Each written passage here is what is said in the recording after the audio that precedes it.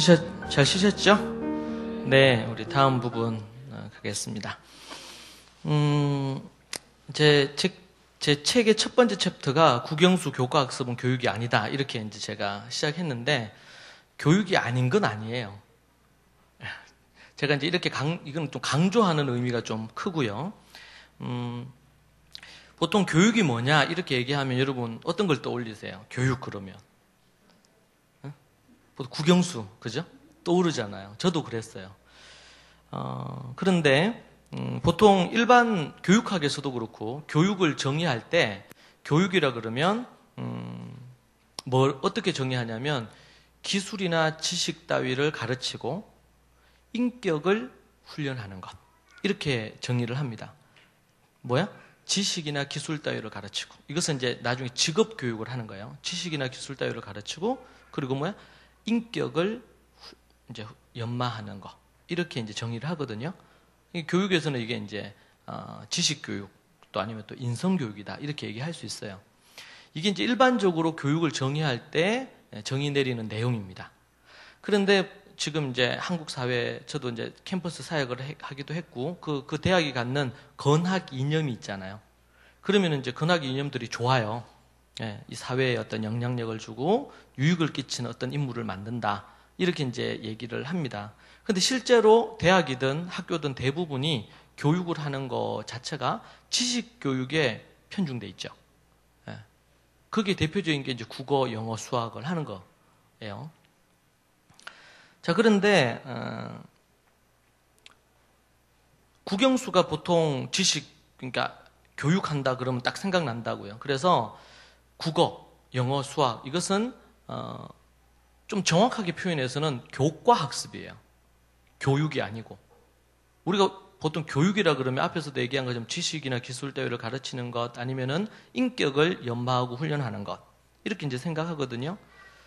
그렇다면 한 절반은 아무리 안 돼도 한 3분의 1은 그 아이의 인격과 품성과 또 인성 교육을 해야 될 거 아니에요. 근데 그런 커리큘럼은 없어요, 실제로는. 어느 교과 프로그램에도. 그러다 보니까 시간이 지나면 지날수록 자꾸 이제 망나니 같은 사람이 나와요. 왜? 그런 교육을 안 하고 지식 교육만 했으니까. 그런데 이 지식 교육은 좀 더 정확하게 얘기하면 우리는 사교육 그러면은 영어 아니면 수학 이걸 사교육으로 생각해요. 그러니까 아니고 좀 더 정확하게 보면 사교과교육. 교과학습이죠. 교과학습. 자, 그런데 그럼 성경은 이 교육을 어떻게 정의할까요? 우리 그리스도인들에게는 어떠한 뭐 하버드나 예일이나 아주 이런 유명한 어떤 교육학 박사나 교수가 얘기하는 것이 우리의 절대 기준이 아니고 그분들이 얘기하는 것이 우리에게 참고하고 유익을 줄 수는 있어요. 그렇지만 성경이 우리 모든 인생에 있어서 필요한 것에 해답을 찾을 수 있는 유일한 책인 줄로 믿습니다. 그렇다면 성경은 그리고 성경과 성경의 배경이 되는 이스라엘, 초대교회 이런 부분에서는 과연 이 교육을 무엇으로 정의했느냐 우리가 봐야겠죠.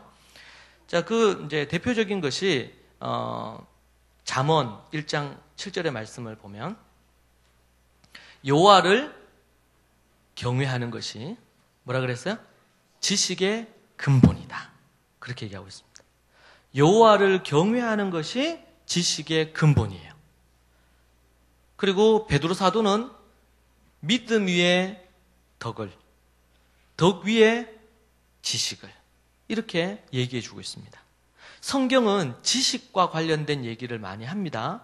1차적으로는 이 지식은 하나님을 아는 지식입니다. 그런데 그 하나님이 만든 이 세상에 대한 지식, 뭐 천문학부터 시작해서 각가지 언어, 뭐 여러 가지가 있을 수 있겠죠. 그런데 그런 부분에서 성경은 우리가 성경이 얘기하는 교육의 정의를 내린다면 여호와를 경외하게 만드는 것이라는 거예요. 여러분 우리는 여호와를 경외한다 그러면 예배 드릴 때 이렇게 하나님을 경외하는 것, 찬양하며 높여드리는 것 이렇게 생각할 수 있는데 그것도 맞아요. 그런데 이 경외라는 것은 거룩한 두려움이에요. 하나님을 알고 하나님의 말씀을 배우면 배울수록 그 하나님 앞에서 두려움이 생기죠. 예. 왜냐하면은 그 대표적인 것이 다윗이 하나님 앞에 범죄했잖아요. 그런데 하나님이 그진 1년 가까이를 지켜보시죠. 그리고 그때 임신된 아이를 하나님이 치십니다. 하나님의 마음이 합했어요. 그런데 그가 살인하고 간음합니다. 지금으로 얘기하면 성폭행을 하고, 그리고 그것을 무마하기 위해서 전장에 있는 아주 신복을 불러서 어떻게 하려고 하다가 안 되니까 가는 편에 그를 죽이도록 요압에게 명령을 해서 전쟁터에서 죽이죠. 간음과 살인을 합니다. 하나님의 마음에 합했던 사람이지만 하나님이 그가 회개하기를 지켜보셨는데 다윗이 회개를 했어요, 안 했어요? 안 합니다.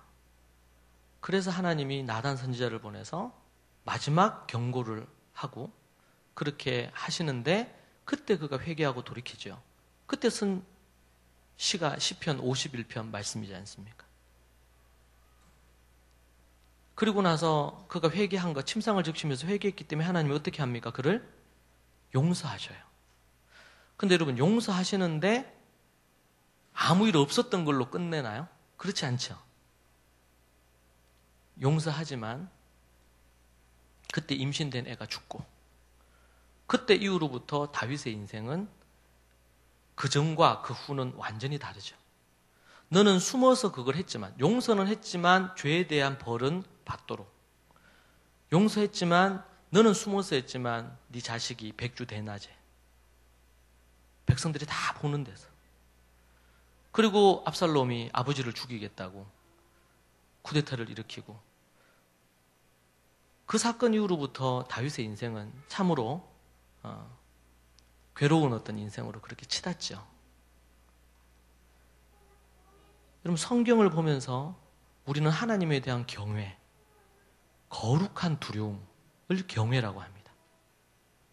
하나님에 대한 그 두려움. 우리 하나님이 참 좋은 분이지만 그분은 때로는 매우 무서운 분이기도 해요. 두려운 분이기도 하고. 이 하나님에 대한 이 두려움, 이 경외심을, 여호와를 경외하게 하는 것이 지식의 근본이에요. 이것 위에, 이 믿음 위에, 그다음 그 위에 뭐가요? 하나님 여호와를 경외하는 것 위에 덕이 있어야 돼요. 덕 위에 지식이 얹어져야 돼요. 베드로가 얘기하신, 베드로 사도께서 말씀하시는 내용입니다. 우리는 어떻게 교육을 정의하느냐에 따라서 교육에는 교육 정의, 교육 철학이죠. 그리고 교육 방법, 그 교육을 또 평가하는 거, 이런 것들이 이제 다 포함이 되는데, 이 교육에 대해서 어떻게 우리가 정의 내리고 있을 거냐 라고 할 때, 제가 10여 년 지나고 나서 기도하는 가운데 말씀을 계속 보고 연구를 하면서 기도하는 가운데 하나님이 주신 깨달음이, 교육이 뭐냐, 우리 은연중에 그냥 교과 학습이 국어, 영어, 수학, 그래서 그렇게 하잖아요. 어른들, 우리 장로님들이 이런 분들 만나고 그러면 서로 얘기하면서 자식을 어떻게 교육했느냐, 자식이 좋은 명문대 들어가고 때로는 좋은 직업 갖고 그래서 잘 나가요. 그러면은 이런 거 저런 거 묻지 않고 뭐라 그래요? 자식을 잘 키우셨네요. 그 자녀가 하나님을 얼마나 경외하는지, 주님을 위해서 어떻게 사는지, 이런 거보다 그런 것에 훨씬 더 은연중에 거기에 더 우리가 포커스 많이 가 있어요. 실제로 뭐 그런 명문대를 가고 좋은 직업을 가고 이렇게 하는 것이 틀렸거나 잘못된 게 아닙니다. 그건 중요한 거예요, 우리 인생에 있어서. 그러나 더 중요한 것을 우리가 생각을 한다면 그것은 여호와를 경외하는 거예요. 그럼 우리는 어떻게 정의를 할 수 있을까요? 앞에서 얘기한 것처럼 지식이나 기술도 필요하고, 또 인격, 인간 됨됨이를 갖춘 사람으로 만드는 것도 중요하죠. 그러나 성경적인 교육의 정의는 이 두 가지를 포함하고 있지만 뭐가 필요하다? 여호와를 경외하는 믿음과 신앙을 갖게 만드는 게 더 중요하다. 이거는 분리할 수는 없어요. 그렇지만 그 부분이 해당돼요. 자, 그래서 우리가 교육이라고 정의할 때, 교육이라 그러면 그냥 한 20%, 30%가 교육의 정의에 있어서 우리가 교과 학습이 될 수 있어요. 그런데 앞에서 얘기한 것처럼 여호와를 경외하는 것, 경외감, 그리고 인성, 이런 부분들이 매우 중요한 부분이 돼요. 여러분, 교과 학습과 교육을 구분해서 이해할 수 있는 눈이 필요합니다. 그러니까 여러분, 우리가 자녀를 키울 때 내 자녀 누가 키운다고요? 옆집 아줌마가 키워요. 옆집 아줌마. 옆집 아줌마가 그 애를 어느 학원 보낸다. 그럼 그 학원에 같이 가는 거죠. 어떤 기준이 없는 거예요. 크리스찬들도.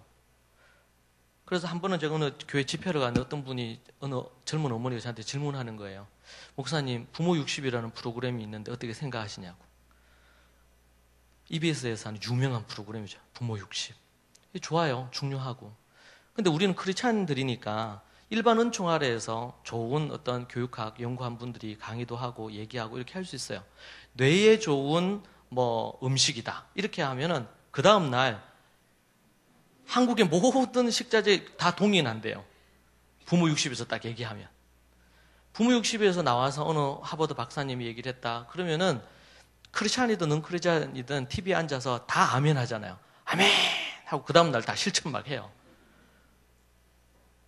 크리스찬들이 크리스찬다운 교육에 대한 정의와 교육관을 가지고 있지 않기 때문에 이런 얘기 들으면 여기에 휩쓸리고 저런 얘기 들으면 저기 휩쓸리는 거예요.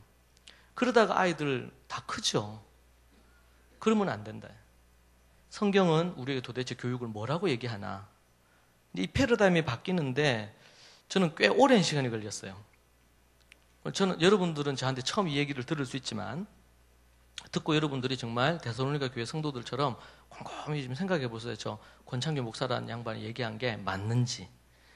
목사님 아까 얘기하신 것처럼 CBS에 이 강의들이 이제 한 20주 과정으로 해서 매주마다 나와요. 목요일 날 10시에 나오는데 다시 여러분 또 들으시면서도 그러고 생각해 보세요. 그래서 성경적이지 않거나 말씀의 근거가 아니거나 아니면은 제 강의도 여러분들이 안 받아들여도 괜찮아요. 근데 아니다 싶으면 저한테 메일을 주세요. 왜냐면 저도 바꿔야 될 게 있으면 바꿔야 되니까. 그러나 이게 성경적인 기반을 갖고 맞는 얘기면 이게 아무리 현실성이 없다 하더라도 목숨을 걸고 그걸 해야 돼요. 그럴 때에 다음 세대가 이스라엘처럼 0.1%가 안 떠나게 만들 수가 있어요. 그냥 만들어지지 않아요. 자, 그러면 이제 여러분 교육, 그럼 뭐가 떠올라야 돼요? 이때까지는 국영수 바로 탁 왔는데 교육, 그럼 뭐가 떠올라야 된다고요? 여호와 경외하는 것. 지금 여기서는 딱 여러분 반응하는데 집에 가서는 다르게 또 반응할 수도 있어요. 문 나서면서 교육 그러면은 국영수 아니에요. 그건 교과 학습이에요. 교육의 일부지, 일부. 교육 그러면 하나님만 온전히 마음과 뜻과 힘을 다해서 사랑하게 만드는 거. 그러면은 어떻게 하면 그렇게 사랑하는 사람 만들 거냐? 국어를 열심히 하고 영어를 잘하면 하나님을 사랑하는 사람으로 만들어집니까? 아니죠. 그게 커리큘럼이 필요하다고. 그런데 아브라함 이후로부터 3,500년 동안 그런 커리큘럼이 있다고요, 원래. 초대교회에 있었다고요. 그런데 우리가 그걸 잃어버리고 우리가 놓친 거예요. 가정예배를 해야 된다. 이거 모르는 사람 없고, 크리스찬들 다 생각하고, 목사들도, 목사 되기 전에 신학생들도 다 생각해요. 그런데 99.9% 이상들이 가정예배 안 드립니다. 왜 그럴까요? 제가 얘기했잖아요. 가정예배 신학교에서도 안 배웠어요. 제가 이 사역을 하면서 연구하면서 알았어요. 미국식 가정예배 드렸어요. 미국식 가정예배, 홈스쿨에서 하는 가정예배 미국 거 본따서 했어요.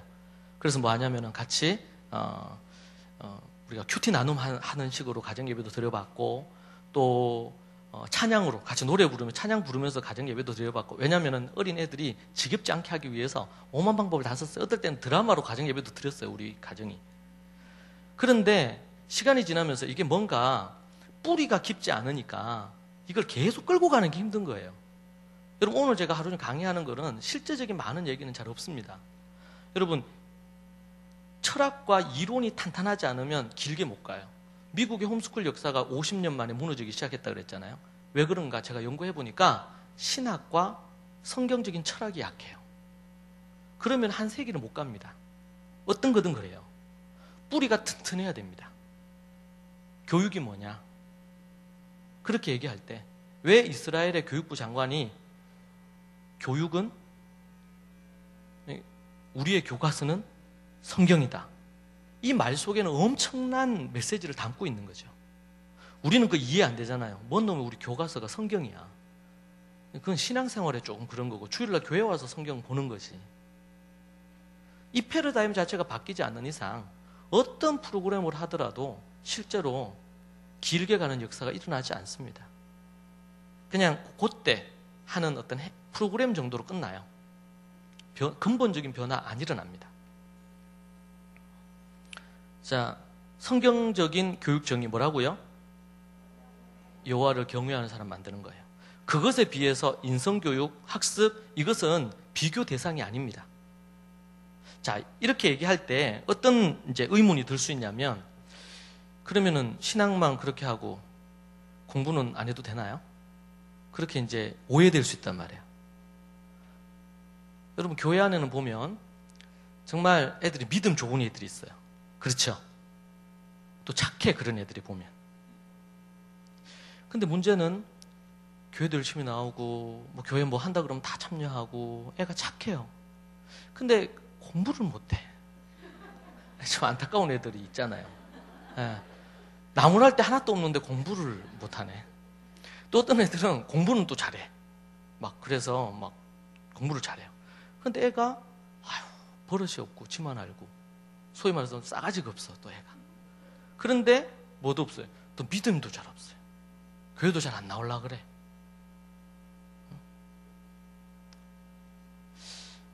참 이게 안타깝잖아 이게. 이걸 어떻게 풀 거냐. 제가 이제 연구해 보니까 유대인 기독교인들이 대부분은 그런 건 아니에요. 여러분 미국 같은 경우에는 쉽게 뭐 하버드나 예일이나 명문대들이 있잖아요 미국에. 근데 미국에 사는 유대인들이 한 600만 된다 그랬죠. 거기에 자녀들이 있는데 여러분 매년 이 10개 명문대에서 신입생들을 뽑을 거 아닙니까? 제가 지난번 물으니까 연대 같은 경우에도 한 2,000명인가 3,000명을 뽑는다 하더라고요. 신입생이 한 해에. 그런데 그러면은 미국의 하버드나 예일이나 프린스턴 이런 데 보면은 명문대에 있을 거 아니에요. 신입생들을 뽑을 거 아니에요. 여러분 신입생 그 학교가 그렇게 세워지고 나서 유대인들이 이민 와서 정착한 이후로 매년 신입생의 25%에서 30%가 유태계들이에요. 그래서 미국 문교부에서 이걸 조사를 하다가 첫 해에 했는데 30% 육박하게 나온 거예요. 그래서 이때 얘네들이 정말 똑똑한 애들이 많이 왔나 보다 유대인들이. 그러니까 어느 민족이 가장 좀 뛰어난가 이거를 조사하려고 했는데 그 다음에 조사를 했는데 결국 어떻게 나왔을까요? 또 똑같이 나왔어요. 25% 30% 나왔어요.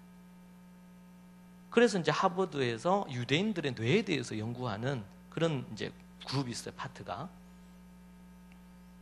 여러분 25%에 30%면 유대인들이 아까 말씀드린 것처럼 600만 정도밖에 안 되는데 거기에 자녀들이 있을 거 아닙니까? 제가 대충 계산을 해보니까 대부분이 들어가는 것 같아요. 여러분 유대인 다음으로 많이 들어가는 그래도 사람이 한국계거든요. 한국인들이 그렇거든요. 그런데 비교가 안 돼요 실제로는. 그리고 미국에서 영향력으로 따지면 여러분 우리가 뭐 그냥 연구를 안 해봐도 들리는 얘기들이 많잖아요. 미국의 정계나 뭐 많은 부분에 있어서 미국의 한국인이 이민 간 역사와 유태인이 이민 간 역사가 제가 연구해 보니까 비슷해요. 그런데 그 사회 안에서 한 세대, 두 세대, 세 세대 지내면서 영향력은 비교가 안 돼요, 실제로는. 미국이 큰 나라고 덩치가 있는 나라고 움직이지만 그 나라를 움직이는 것이 유태인들이라는 말까지 나올 정도로 그렇게 합니다. 어떻게 이게 가능할까? 이걸 우리가 기독교인들이 생각할 때 기독교인들이 앞에서 얘기한 것처럼 신앙과 인성과 학습적인 부분에 있어서 균등하게 탁월함을 가질 수 있도록 인물을 만들어내야 되는데 그렇잖아요? 제가 예전에 이제 학교를 하기 전에 방과 후 아이들을 가르치는 일을 제가 했어요. 했는데 한번 어떤 어머니가 제가 그때는 학교를 안 할 때인데 저한테 연락이 왔어요.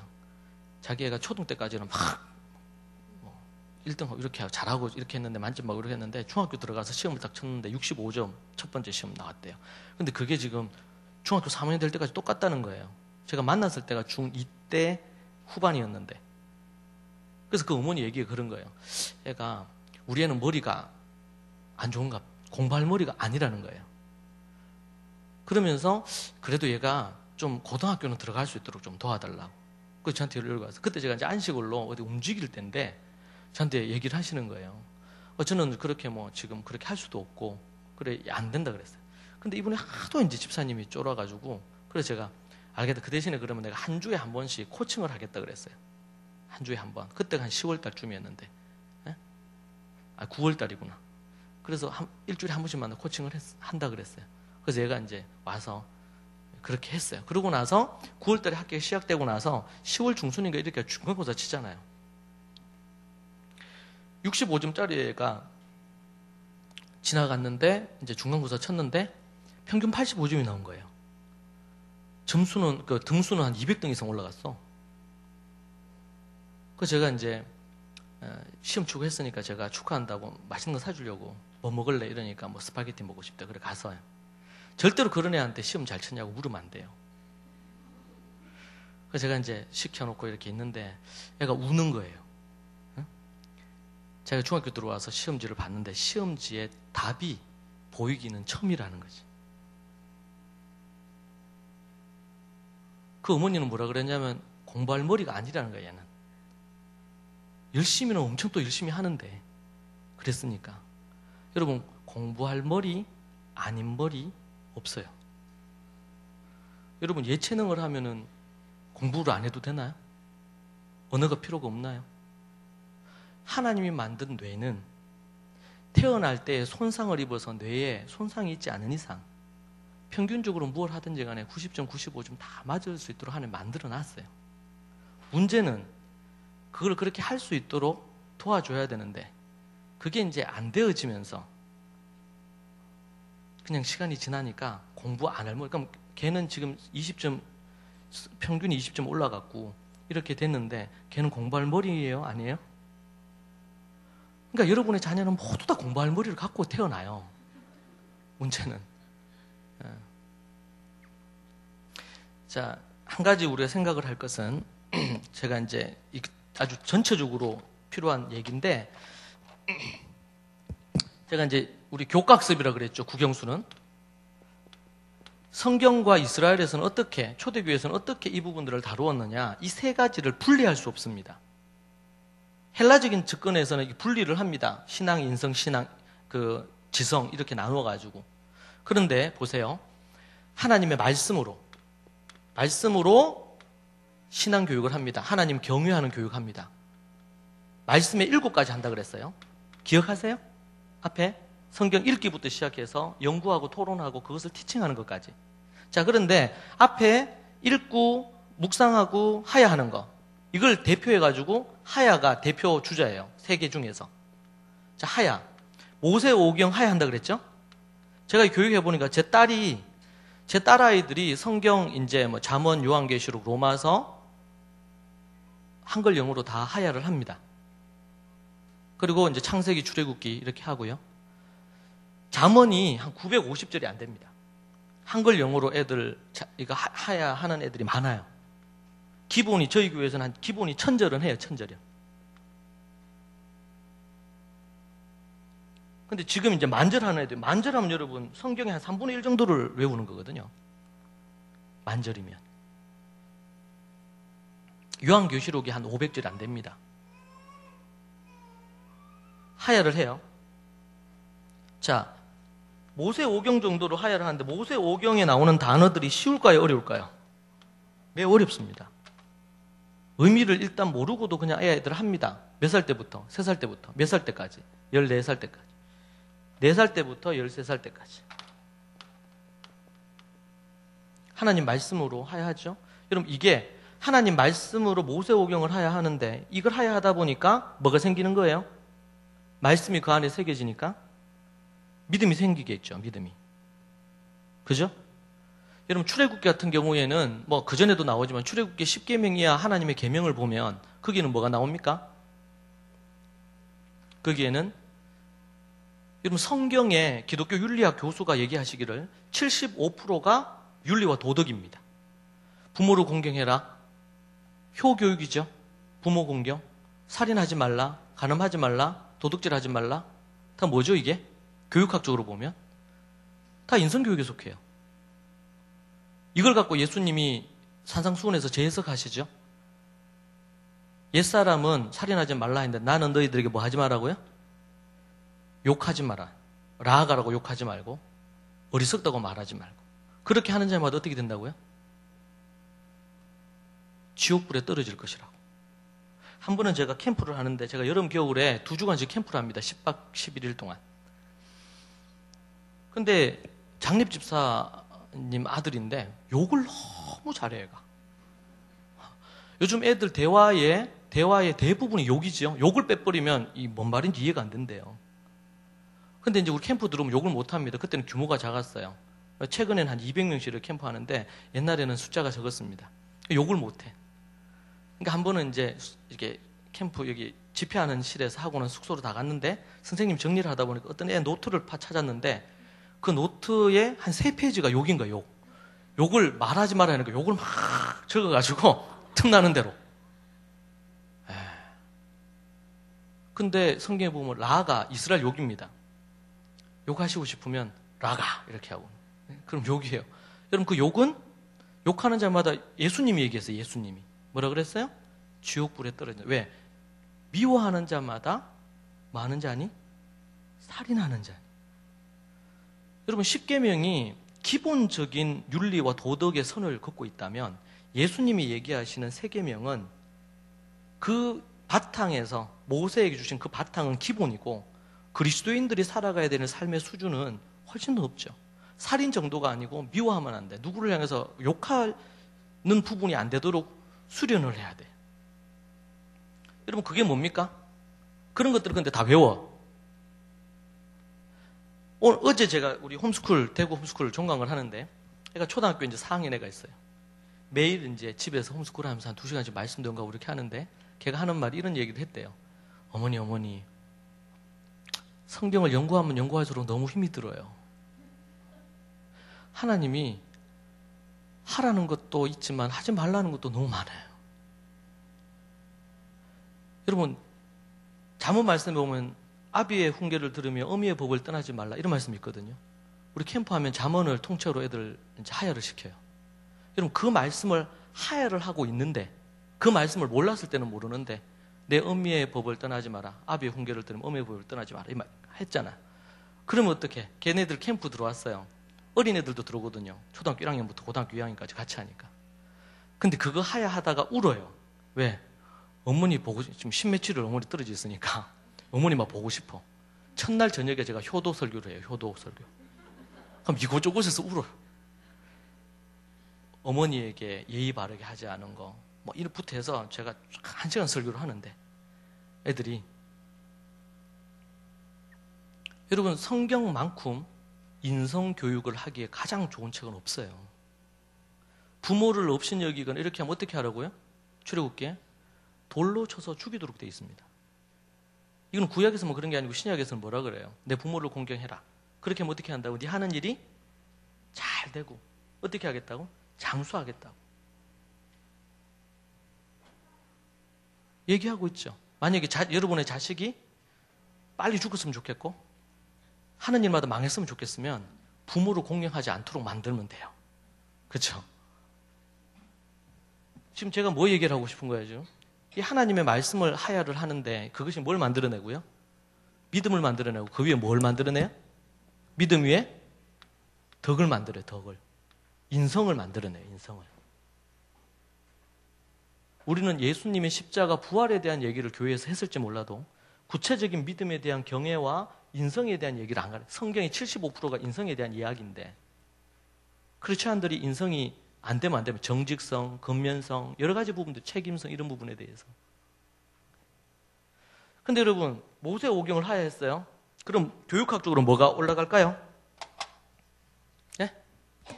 암기력이 올라가요. 암기력이. 여러분 교육의 절반은 암기입니다. 그죠? 그런데 13살 전에 13살 전에 이렇게 만들어요. 암기력이에요. 자, 그리고 하야하고 그 다음 뭐 할까요? 그 다음은 다라시 한다 그랬죠. 다라시 연구하는 거예요. 그리고 토론해요. 샤파트 토론합니다. 연구하고 토론하고 그것을 티칭해요. 이것이 말씀의 4번째, 5번째, 6번째입니다. 연구한다. 우리는 교과서로 아이들 지금 교육하지만 원래 교육은 책을 갖고 연구를 해서 연구한 걸 갖고 토론을 하고 그걸 갖고 티칭하기 위해서 글을 쓰고 글 쓴 것을 갖고 티칭하는 거잖아요. 이거는 성경을 연구하는 방법이고 말씀의 7가지 초대교회 성도들이 했던 거지만 여러분 이것을 뭐 했어요? 스데반도 하고 빌립 집사님도 하고 초대교회에서 그리고 그 아이들 3살 때 4살 때 유치원 때부터 이거 한단 말이에요. 초등학교에서 이거 하고 전문적으로 쌤하고 하고 가정에서도 이거 하고 그러면 이거는요 말씀을 그냥 하야만 해도 이 말씀에 대한 것이 믿음과 신앙을 만들어내는데 신앙과 인성을 만들어내는데 연구하고 토론하고 치팅하는 것까지 하면 어떻게 될까요? 믿음이 생길까요? 생기죠. 이걸 갖고 또 연구도 해요. 아, 과연 부모를 공경하는 게 뭐지? 그러면 공경이라는 단어를 찾아봐야죠. 히브리어로 이 가바드거든요. 가바드. 히브리어를 찾아서 이거 뜻이 뭔지 사전에서 찾아 적어요. 공경이 뭐냐? 성경에서는 공경했던 인물이 어떤 인물이 있느냐? 부모 공경. 얘를 찾아야 되겠죠. 예수님은 부모님을 공경했느냐? 어머니를 향해 어떻게 효도를 행했느냐? 뭐 이런 걸 연구할 거 아닙니까? 이렇게 해서 여러분 우리가 논문 쓰잖아요. 논문. 배움의 즐거움을 만들어내야 되는데 무엇으로 만들어내요? 무엇으로? 교과서인 성경으로. 자, 이것은 교육학적으로 어떤 의미를 가질까요? 이것은 이해력과 응용력과 창의력을 만들어냅니다. 그냥 교회 데리고 와서 예배 드리게 하는 것으로 신앙을 유지하는 게 아니고 신앙교육을 하나님의 말씀이라는 걸 가지고 뭘 하고 신앙교육하고 하나님 말씀을 갖고 뭐도 하고요. 효도교육부터 해가지고 인성교육을 하고 또 하나님 말씀을 갖고 암기력과 이해력과 창의력과 응용력을 키워서 학습적인 역량을 만들어내는 거예요. 여러분 아세요? 유대인들은 전 세계의 IQ가 13세 전에 IQ가 전 세계 40입니다. IQ 테스트 하는 나라가 60개 정도밖에 안 돼요. 근데 40이면 머리가 똑똑해요? 머리가 안 좋아요? 우리나라는 몇 위가 나올까요? 우리나라는 4위예요, 4위. 우리나라가. 근데 여러분 13살이 딱 지나고 나면 13살이 딱 우리 앞에 4위인데요. 우리 앞에 누가 있냐면 홍콩 있었어. 홍콩은 이제 중국 넘어갔으니까 빼면 그러니까 우리 앞에 있는 나라가 일본하고 우리하고 뭐 이렇게 나와요.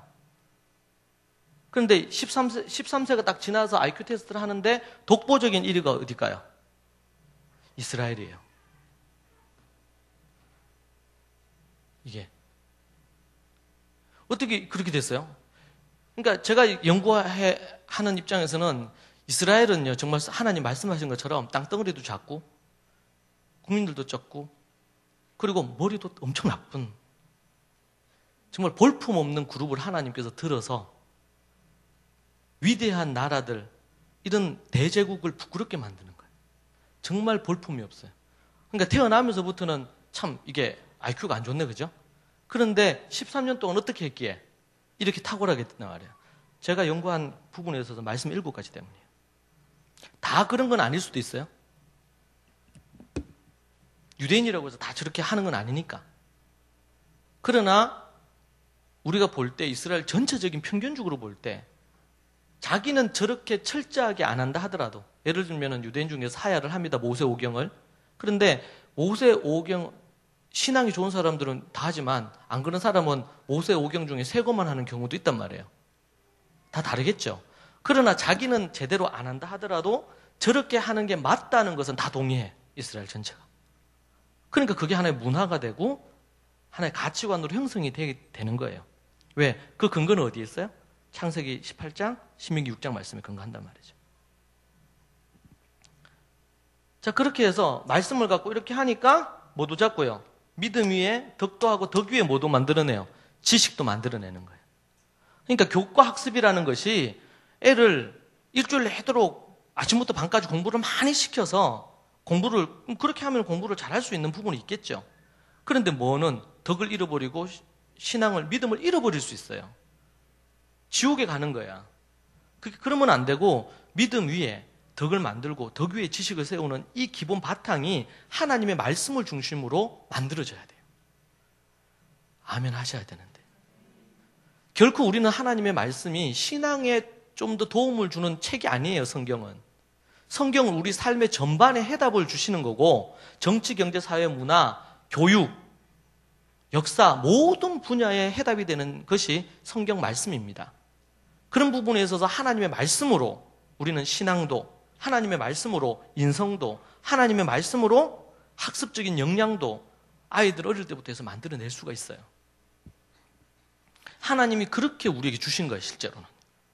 이 부분 자체가. 자, 이거 전체적인 얘기 해드렸어요. 제가 이제 오늘도 하고, 그러니까 8월 18일 날 또 얘기하겠지만, 그런 부분에 있어서 이 전체적인 부분들에 대한 거 이해를 해야 됩니다. 자, 자녀 교육에 대한 책임에 대한 거 우리가 한번 살펴보겠습니다. 자, 교육의 중심은 가정이어야 되는데요. 우리 신명기 6장 말씀 우리 앞에서 봤는데, 한번 우리 같이 보도록 하죠. 신명기 6장 강의안 있죠? 예, 우리 같이 한번 성경 구절은 같이 한번 읽으시겠습니다. 6장 4절에서 9절 읽읍시다. 시작. 이스라엘아 들으라. 우리 하나님 여호와는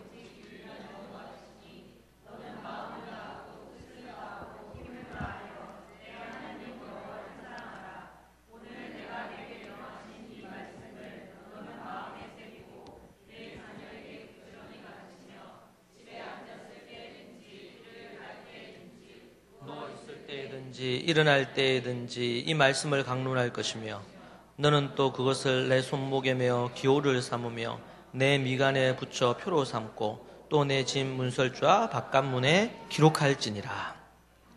신명기 31장 11절과 13절의 말씀에 보면 이런 말씀이 나옵니다. 12절에 보니까 곧 백성의 남녀와 어린이와 내 성읍 안에 거류하는 타국인을 모으고 하나님의 율법을, 하나님의 토라를 낭독하고 백성들에게 듣게 하라. 이렇게 얘기하면서 누가 들어야 되느냐? 백성의 남녀, 어린이, 그 성읍 안에 있는 거류하는 타국인. 여러분, 지금 이 성경이 기록되는 이 시절은 지금 뭐 1000년 전, 2000년 전이 아니에요. 그저 3000년에 가까운 전에 있던 시대의 이야기입니다. 그때 어린이를 여기 의도적으로 명시를 했다는 것은 이 하나님의 말씀이 어른들뿐만 아니라 어린이들이 이 귀에 그걸 듣고 이 어린이들이 믿음이 계속 전수될 수 있도록 만들어야 된다는 것에 초점을 두고 있어요. 그리고 13절을 같이 읽으시죠.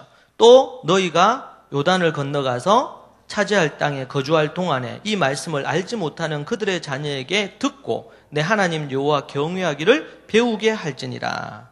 뭐예요? 누가 들어야 돼요? 그들의 자녀에게 듣고. 그들의 자녀가 들어야 돼요. 자녀가. 신명기에서는 이 관련된 말씀이 많습니다. 매우 중요한 부분이에요. 우리는 한국의 교회들의 많은 성도들은 자녀들에게 교회 와서 주일학교 선생님이 아이들에게는 가르칠지 몰라도 내 자녀에게는 이 하나님의 말씀을 듣고 가르치는 부분들을 소홀히 했단 말이에요. 그래서 초대교회 성도들은 자녀들에게 이거 하는 일에 힘을 썼고 차이가 있다면 우리 한국교회는 전도나 선교하는 일에 힘을 썼지만 그건 너무 귀한 일이에요. 그렇지만 우리가 뭘 안 했어요? 우리의 가정에서 우리의 자녀들에게 이 하나님의 말씀을 가르치는 일에는 소홀했던 부분들을 우리가 인정하지 않을 수 없어요. 잠언 말씀을 볼까요? 22장 6절 마땅히 행할 길을 아이에게 가르치라. 그리하면 늙어도 그것을 떠나지 아니하리라. 그렇죠. 마땅히 행할 길, 이 토라의 하나님의 말씀을 가르칩니다. 22장 15절 아이의 마음에는 미련한 것이 얽혔으나 징계하는 채찍이 이리를 멀리 쫓아내리라. 내 자식을 뭐하라? 징계하라. 그리하면 그가 너를 평안하게 하겠고 또 내 마음에 기쁨을 주리라. 13절 24절에 매를 아끼는 자는 그의 자식을 미워함이라. 자식을 사랑하는 자는 근실히 징계하느니라. 성경에서 이 자녀 교육과 관련된 책임, 이 책임 소재가 누구에게 있다고요? 부모에게 있다. 내 마음에 하야하고 내 자녀에게 그랬으니까 마음에 하야해야 될 그 사람, 명령을 받은 사람은 누굽니까? 부모지요. 부모와 조부모 해당됩니다. 자, 그리고 에베소서 6장 말씀, 또 아버지이신 여러분의 자녀를 노엽게 하지 말고 주님의 훈련과 훈계로 기르십시오. 교양과 훈계라고 개혁 성경에 돼 있는데 원어에는 보면 훈련과 훈계로 이렇게 표현되어 있습니다. 그래서 자녀들을 여기 이제 오해를 하는 말씀이 자녀를 노엽게 하지 말라 이렇게 나오잖아요. 그러니까 아이가 좀 뭔가 마음 상하거나 아이에게 뭔가 책망을 하거나 아이들을 훈계하거나 이렇게 하면 안 되겠다. 왜냐하면 그렇게 하면 애들이 노여워질 수 있잖아. 그죠? 근데 여러분 이 성경 말씀에서 이 노엽게 하지 말라는 것은 그런 의미가 아닙니다. 앞에 말씀에서는 우리 읽어보니까 잠언 말씀에는 징계도 하라 그랬죠? 훈계도 하라 그랬죠? 때로는 못 얻으라고 그랬어요. 매를 아끼는 자는 자식을 미워한단 말이에요. 저는 애 키우면서 애를 한 번도 안 때려봤어요. 그럼 그 말은 뭐예요? 태어나서 지금까지 한 번도 사랑해 본 적이 없다. 이 말하고도 같아요. 이 말씀으로만 한다면. 그죠? 자식을 사랑한다면 올바른 길로 가도록 죄된 길로 가지 않도록 계속 징계하고 훈계도 하고 책망도 하고 때로는 따끔하게 매를 들어야 될 수도 있단 말이에요. 근데 자녀가 노여워하잖아요. 그러면은 노여워하잖아요. 책망하고 이렇게 하면. 여기서 노엽게 하지 말라는 것은 그런 의미가 아니에요. 성경 전체적으로 보면 이게 충돌이 일어나잖아요. 이게 여기서 노엽게 한다는 것은 부모가 자기 감정 따라 아이에게 함부로 대하지 말라는 거예요. 자기가 좀 기분이 안 좋다고 애한테 함부로 하고 자기가 좀 화가 났다고 애한테 그거는 사랑의 매가 아니고 폭행이죠. 그렇게 하지 말라는 얘기예요. 제대로 된 훈계나 이런 것들을 하지 말라는 얘기가 아니고 이건 나중에 또 우리 뒤에 말씀에 또 나옵니다. 자, 그래서 자녀를 노엽게 하지 말라. 뭐로 하라 그랬어요? 감정적으로 화내거나 아이들을 때리지 말고 그럼 어떻게 하라고? 주님의 말씀으로 훈계하고 훈련을 시켜라. 훈련을 시켜라. 자, 그리고 디모데전서 3장 4절 말씀 같이 읽으시죠. 자기 가정을 잘 다스려서 자기 자녀로 하여금 아주 공손히 복종하는 사람이라야 합니다. 여러분 교회의 지도자를 세우는데 조건이 뭐냐? 가정에서 자녀를 잘 다스릴 수 있어야 되고 자녀들이 부모에게 공손히 복종하는 자녀를 키운 사람이 교회의 지도자가 돼야 된다. 왜냐하면 자기의 가정, 작은 가정도 자기가 잘 못 다스리는데 교회 공동체 큰 가정을 다스릴 수 있겠느냐? 안 된단 말이에요. 그래서 이 기준을 얘기합니다. 디도서에서도 장로의 자격에 대한 얘기를 하면서 1장 6절에 장로는 흠잡을 데가 없어야 하며 한 아내의 남편이라야 하며 그 자녀가 뭐야? 신자라야 하며 방탕하다는 비난이나 순종하지 않는다는 비난을 받지 않아야 합니다. 자, 그러니까 이 자녀의 이러한 것에 대한 책임이 지금 누구에게 있다는 거죠? 부모에게 있다는 거예요. 디모데전서 3장 12절에 집사들은 한 아내의 남편이며 자녀와 자기 가정을 잘 다스리는 사람이다. 자기 가정, 자녀를 잘 다스린다. 이 원어에는 보면 그들을 잘 다스려 순종하게 만들고 이끌림에 따라오는 자로 만드는다. 이런 의미를 갖고 있거든요. 누가복음 23장 28절에서도 예수님께서는 여자들을 돌아다 보시고 말씀하셨습니다. 예루살렘의 딸들아 나를 위해 울지 말고 너희와 너희 자녀를 위하여 울어라. 예수님이 골고다로 가시면서 따라오면서 예수님 생각하면서 우는 거예요. 그러니까 뭐라 그랬어요 예수님이? 나를 위해 울지 말고 앞으로 너희 자녀들이 이제는 이 이스라엘에 큰 핍박이 환란이 올 건데 그 자녀들이 주님을 떠나고 하나님을 떠나서 악을 행하지 않도록 자녀를 위해서 울어라. 그 얘기를 해주시는 것입니다. 중요한 부분이죠. 여러분 부모는 최고의 선생님이고 가정은 최고의 학교에 해당되는 부분이에요. 이게 매우 중요한 부분입니다. 자, 그래서 그림을 보면 가정이 모여 교회가 되고 가정과 함께 학교를 운영해야 되는 이게 초대교회의 이제 그림인데 가정과 학교와 교회가 있죠. 교회가 있고 가정이 있고 학교가 있어요. 자, 그런데 이 학교와 가정이 어디 안에? 교회 안에 이래 하는 것입니다. 요 구조가 이게 초대교회가 가지고 있었고 구약으로부터 내려와서 신약까지 가지고 있던 부분이에요. 지금도 유대인 공동체는 이 흔적이 남아 있습니다. 초대교회 유대인 기독교인들의 후예들은 지금도 이 흔적이 남아 있습니다. 그런데 이방인 기독교인들은 이런 부분들이 어떻게 됐어요?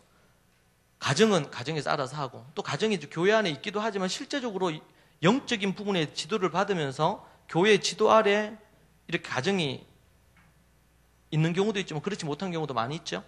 학교는요 국가가 운영하는 걸로 바뀌었어요. 그러니까 국가는 다종교 국가인 경우에는 어느 한 종교를 지지할 수가 없죠.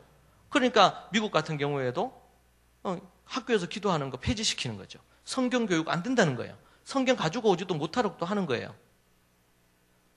그러면 교육이 될 수 있을까요? 없을까요?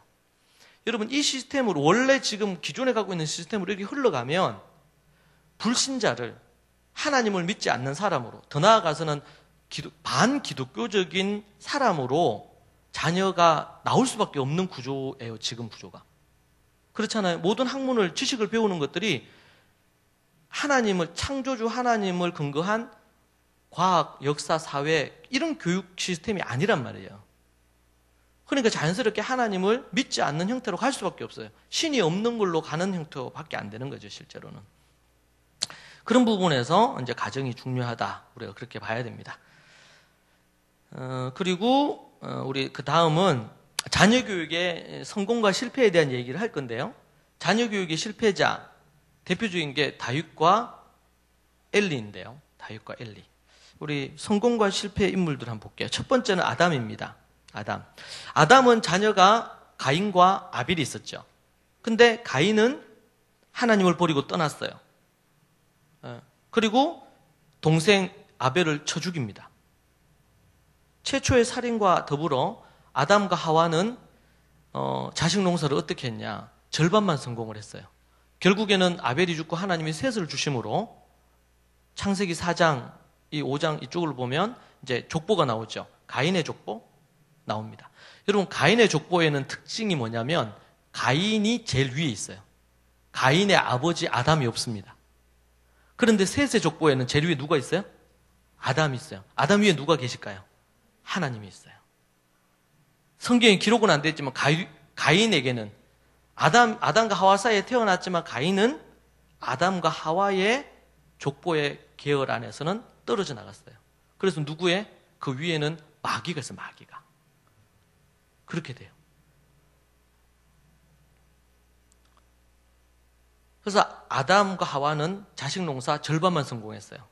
아벨, 그리고 아벨이 죽고 셋이 그 대를 잇게 되죠. 여러분, 창세기 6장을 보면 6장 13절 이하의 내용이 노아 가족과 노아와 노아 가족에 대한 이야기가 나오면서 홍수 심판에 대한 얘기가 나옵니다.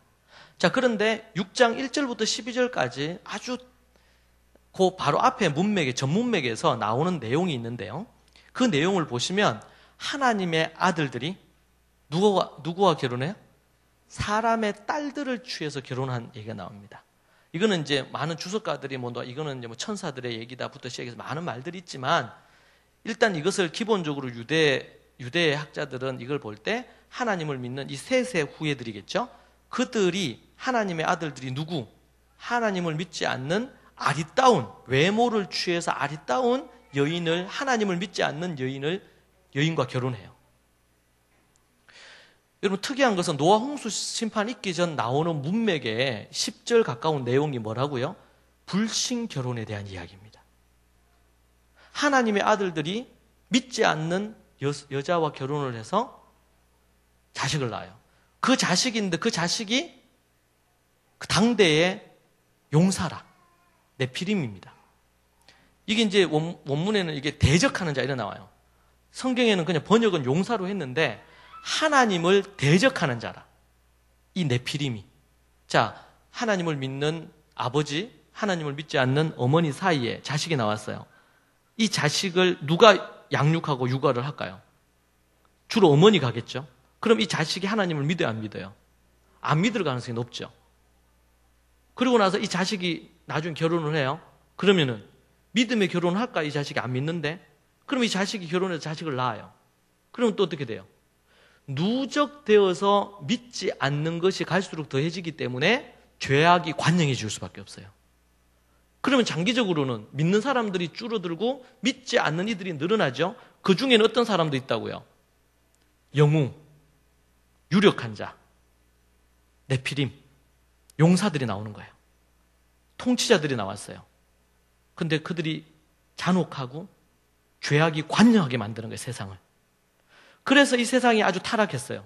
그래서 하나님이 어떻게 해요? 이 땅을 물로 심판하시기로 작정하신 거예요. 자, 그렇다면 홍수 심판 있기 전에 성경은 참 친절하게 바로 앞에 뭘 얘기를 해줘요? 어떻게 죄악이 이 세상에 관영하게 됐냔 말이에요. 그 원인이 뭡니까? 불신, 결혼을 출발해서 다음 세대가 하나님을 믿지 않으므로, 그러니까 하나님을 두려워하지 않겠죠. 그럼 뭘 합니까?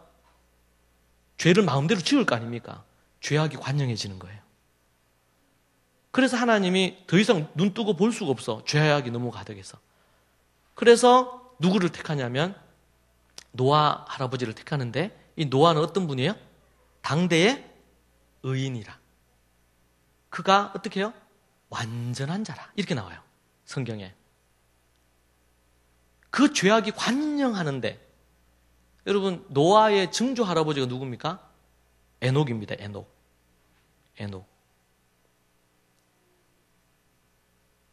그 에녹의 이제 밑에 할아버지 밑에 있죠. 증조 손으로 노아예요. 노아. 이 노아와 세 아들, 그리고 세 며느리, 노아의 아내 되시는 분, 이 8명만 노아 방주에 들어가죠. 그리고 나서 모든 사람들은 다 하나님의 홍수로 심판받아 다 죽습니다. 모든 사람들이. 여러분, 저는 나중에 천국 가면 참 묻고 싶어요. 노아 할아버지 부부가 어떻게 교육을 했기에 세 아들, 심지어 세 며느리. 여러분 생각해 보세요. 노아 할아버지가 한 날은 가족들을 불러가지고 특별히 아들들 불렀어요. 3명 불렀어요. 그리고 아들들에게 얘기했어요. 얘들아, 하나님이 셈함 야벳이죠? 하나님이 물로 심판하시기로 정하셨다. 그래서 하나님이 아버지 나에게 방주를 만들라 하신다. 배를 만들라고. 그러니까 아들들이 얘기했겠죠. 아버지, 어디에서 배를 만드나요? 저기 산에서 배를 만들래. 하나님 물로 심판하기 때문에 다 잠길 거기 때문에 배를 산에 만들어야 돼. 그러니까 아들들이 네, 알겠습니다. 이렇게 했어요. 그죠? 요즘 같으면 어떨까요? 아버지 뭐 그런 얘기 했다. 하나님 앞에 기도하다가 기도원 갔다 왔는데 그런 얘기 한다 그러면은 잘못하면 정신병원에 넣을 수도 있어요. 그런데 그렇게 얘기를 했는데 이제 아들들이 이제 자기 텐트로 갔을까, 집으로 갔을 거 아니에요. 자기 아내한테 얘기를 해야죠. 다 결혼을 했는데 자식들은 없었던 것 같아요. 아내들한테 얘기했어요. 아버지가 얘기를 했어. 하나님이 물로 심판하신대. 그래서 저 산에다가 방주를 만들라고 하셨대. 그러니까 이 며느리들이 이제 남편 얘기 들었겠죠. 그래? 도대체 몇 년 동안 만들어야 된대? 한 100년은 만들어야 된대.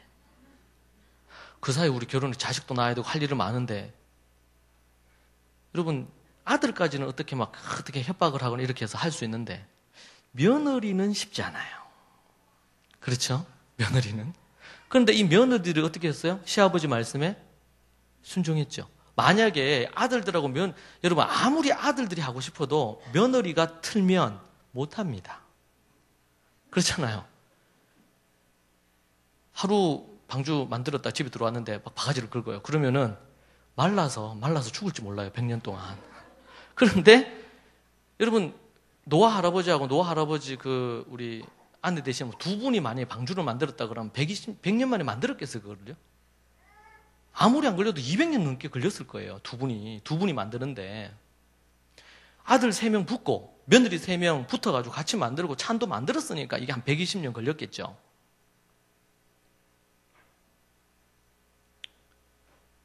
어떻게 이게 가능하냐는 말이에요. 그러니까 당대의 의인이고 완전하고 노아 할아버지도 대단하지만 셈, 함, 야벳 이 아들 3분도 참 대단해. 제가 볼 땐 이 아들 3명보다 며느리가 더 대단해. 어떻게 시어머니죠. 시어머니가 어떻게 며느리들을 잘 이렇게 했으면 룻 같지 않아요? 룻인데 나오미가 어떻게 그 며느리들에게 했으면 어머니의 하나님이 내 하나님이고 어머니가 가시는 곳이면 나도 가겠다. 이것은 그냥 시어머니로서 만약에 막 이렇게 괴팍하게 했으면 며느리가 이렇게 하겠어요? 안 하지. 노아와 노아 아내 되시는 분이 이 두 분이 며느리를 잘 양육한 거예요. 지금 며느리들의 부모들은, 가족들은 한 명도 방주 안에 못 들어왔죠. 물 심판 받을 때 그 전에 다 돌아가셨던지 아니면은 홍수 심판 때 다 죽었습니다. 그런데 단지 8명만 새롭게 인류가 시작되는 거예요. 물 심판 이후에 방주에서 나와서 셈, 함, 야벳이, 우리는 이제 우리가 이제 역사적으로 보면 우리는 셈족이죠. 셈족. 이스라엘도 셈족이고. 별로 안 놀랍습니까? 저는 이거 연구하면 너무 제 딸들하고 이거 이제 역사 연구를 하면서 너무 놀랐어요. 여러분, 그 12장부터, 창세기 12장부터는 아브라함의 이스라엘의 역사입니다. 실제로는. 근데 11장까지는 인류 공통의 역사예요. 우리는 이제 고조선부터 시작하죠. 단군 왕건부터. 역사적으로는 그렇게 나오는데, 근데 그 전에 그럼 역사는 어디에 있어요? 셈의 후손들이 동쪽으로 와서 우리 여기 됐단 말이에요. 창세기 1장부터 11장까지는 역사 교육을 시키려면 창세기 1장부터 11장을 철저하게 교육하고 고조선으로 넘어가야 됩니다. 역사 교육이 그렇게 돼야 되죠. 여러분, 그러면 우리는, 여러분들은 셈의 자손들이네, 그죠? 그럼 셈의 아버지는 누구시고? 노아시잖아요. 몇 년 전에 노아라는 영화 나왔죠? 그게 이제 성경적이지 않아서 뭐 말들이 있고 이렇게 했는데, 제가 이거 연구하다가 너무 놀랐어요. 우리 할아버지예요, 우리 할아버지. 내 할아버지만 아니고 여러분의 할아버지. 옆에 분들하고 인사하시죠? 당신의 몸에 노아 할아버지의 피가 흐르고 있습니다. 아세요? 네. 여러분, 그 피가 의로운 피입니다. 의로운 피. 아벨과 같은 피예요. 노아 할아버지의 그 피가 셈 할아버지를 거쳐서 우리에게까지. 그러니까 함부로 노아 이렇게 하시면 안 돼. 제 할아버지 우리 조남이 태자, 그 권자, 태자, 화자인데 뭐 손자가 돼가지고 태화 이렇게 하면 그건 나쁜 자식이지. 그러면 안 되잖아요. 우리 노아 할아버지. 저는 꼭 노아 할아버지, 이렇게 노아 할머니, 그 조남이 없어가지고 어쩔 수 없는데 셈 할아버지. 예. 어린애들이 모르고 막 노아 이렇게 그렇게 하면 안 돼. 딱 버릇을 딱 고쳐주시고 노아 할아버지. 그 할아버지의 의로운 피가 우리 몸에 흐르고 있어요. 당대 의인이어야 돼, 우리가. 그리고 완전한 자라 그랬잖아요. 제가 그거 연구하고 나서 좀 이렇게 자신감이 생겨요. 이 노아 할아버지 뼈대에 있는 집안 출신이에요. 따지고 보면 70억 모두가 그런데 지금 대부분이 주님 버리고 떠났잖아요. 잃어버린 양들이에요, 다. 노아 할아버지 후손들인데. 표정을 보니까 처음으로 자신의 이 뿌리를 아신 듯한 표정인데 이 중요합니다. 네. 여러분, 성경에서 자식 3명을 가장 탁월하게 잘 키우셨고, 그리고 새롭게 인류를 시작하는 시점에 있어서 거룩한 자식들로 그렇게 세웠습니다. 중요합니다. 아브라함입니다. 그 다음은 아브라함이 이삭을 잘 교육을 했고, 이삭이 이제 에서와 야곱이 있었는데, 이삭은 이 쌍둥이인데 에서는 잃어버렸고 야곱은 얻었어요. 그래서 믿음의 장자권이 누구에게로 넘어갑니까? 야곱에게로 넘어갑니다. 에서는 하나님을 버리고 떠나서 불신결혼을 했어요. 그리고 나중에 어떻게든 장자권 얻으려고 뭐 제일 가까운 이런 여자하고 또 결혼했지만 어떻게든 하나님을 믿지 않는 그런, 그래서 성경에 보면 에서라고 여러분 검색해 보세요. 그러면 신약에서도 망령된 자로 딱 이렇게 나와요. 에서가. 얼마나 누가 20년 동안 불임이어서 20년 동안 아이를 못 가졌는데 기도하고 기도해서 아이를 가졌는데 하나님이 쌍둥이로 주셨잖아요. 에서와 야곱을. 근데 쌍둥이인데 한 명은 주님 버리고 떠나고 야곱은 12아들을, 근데 그 아들 중에서 믿음이 약해지거나 또 막 이렇게 있긴 있었지만 12지파를 형성하면서 12아들을 하나도 잃어버리지 않았어요. 그래서 이스라엘에서는 아브라함도 위대한 조상으로 여기지만 실질적으로 야곱을 위대한 조상으로 봅니다. 왜? 민족을 이루는 데 있어서 결정적인 역할을 하고 12명의 아들을 얻어서 12명의 아들이 12지파를 형성하게 되기 때문에 그래요. 자, 그 중에서 이제 아브라함, 이삭, 야곱, 요셉 대가 계속 이어졌죠. 그래서 우리가 얘기할 때 어떻게 해요? 하나님 어떤 하나님이요? 아브라함의 하나님, 이삭의 하나님, 야곱의 하나님. 여러분, 이 말 때문에 할아버지들 있죠. 조부모. 그렇죠? 조부모의 인생의 목적 뭘까요? 손자들에게 좀 재산 물려주는 거? 뭐 사업 물려주는 거 이런 게 아니고 할아버지의 가장 큰 사명은 뭐냐? 손자 때까지, 자식은 물론이고 손자 때에 믿음이 전수되도록 만드는 거예요. 그래서 바르 미tz바를 하잖아요, 손자들이. 그러면 할아버지가 와서 그때 그런 말 해요. 오늘 내가 죽어도 여한이 없다. 왜? 내가 할 역할은 다 했다는 거예요. 손자 때까지 믿음을 전수했으니까. 3세대를 고리를 연결을 해야 돼요. 그래야지 고리가 끊어지지 않아요. 3세대까지. 할아버지는 어디 손자까지. 이렇게 3세대까지 계속 이어지게 만들어야 됩니다. 그래서 사명, 뭐냐? 할아버지의 사명. 그래서 디모데 후서에 보면 디모데가 나오죠, 디모데. 디모데의 믿음이 누구한테서로부터 왔다 그랬어요? 내 외조모 로이스와 어머니 유니게. 나중에 그 뒤에 가서 또 얘기하는데 너무 중요한 얘기예요. 여기 우리 할머니들 계시죠? 할머니들. 한 번은 제가 우리 아내한테 얘기했어요. 여보, 우리 첫째하고 지금 막내가 11살 차이가 나니까. 그리고 저희들 홈스쿨을 했잖아요. 그래가지고 막내 이제 홈스쿨을 하면 11살인데 지금 초등학교 4학년이죠. 얘가 이제 대학 들어가고 나면 좀 여유가 생길 것 같아서 제 아내한테 얘기했어요. 여보, 이제 막내가 홈스쿨 이제 해서 대학 들어가고 나면 우리 둘이 많이 놀러 다니자. 이렇게 얘기했어요. 그러니까 우리 아내가 하는 말이 탁 정색을 하면서 그때 되면 첫째가 애를 낳을 거라는 거예요. 그러면 자기는 로이스처럼 유니게와 함께, 제 딸 이름이 유니게는 영어로 유니스, 그래서 유니스 학교 이름을 그렇게 지었는데 유니게 딸하고 같이 해서 로이스가 돼. 그래서 우리 아내 이름을 원래 영어 이름 다른 이름이었는데 이름을 로이스로 바꿨어요. 당신도 놀 생각하지 말고 사위하고 믿음을 전수하는 일에. 가만 생각하니까 틀린 말은 아니야, 보니까. 저희 대구에 가면 교회 그 밑에 노인복지회관이 있어요. 한 번씩 불러가서 제가 가서 강의도 하고 이렇게 하는데, 나이 이제 65세 이래 되고 그러면 그분들 거기 모여서 바둑도 두고, 무슨 댄스도 배우고 이렇게 하거든요.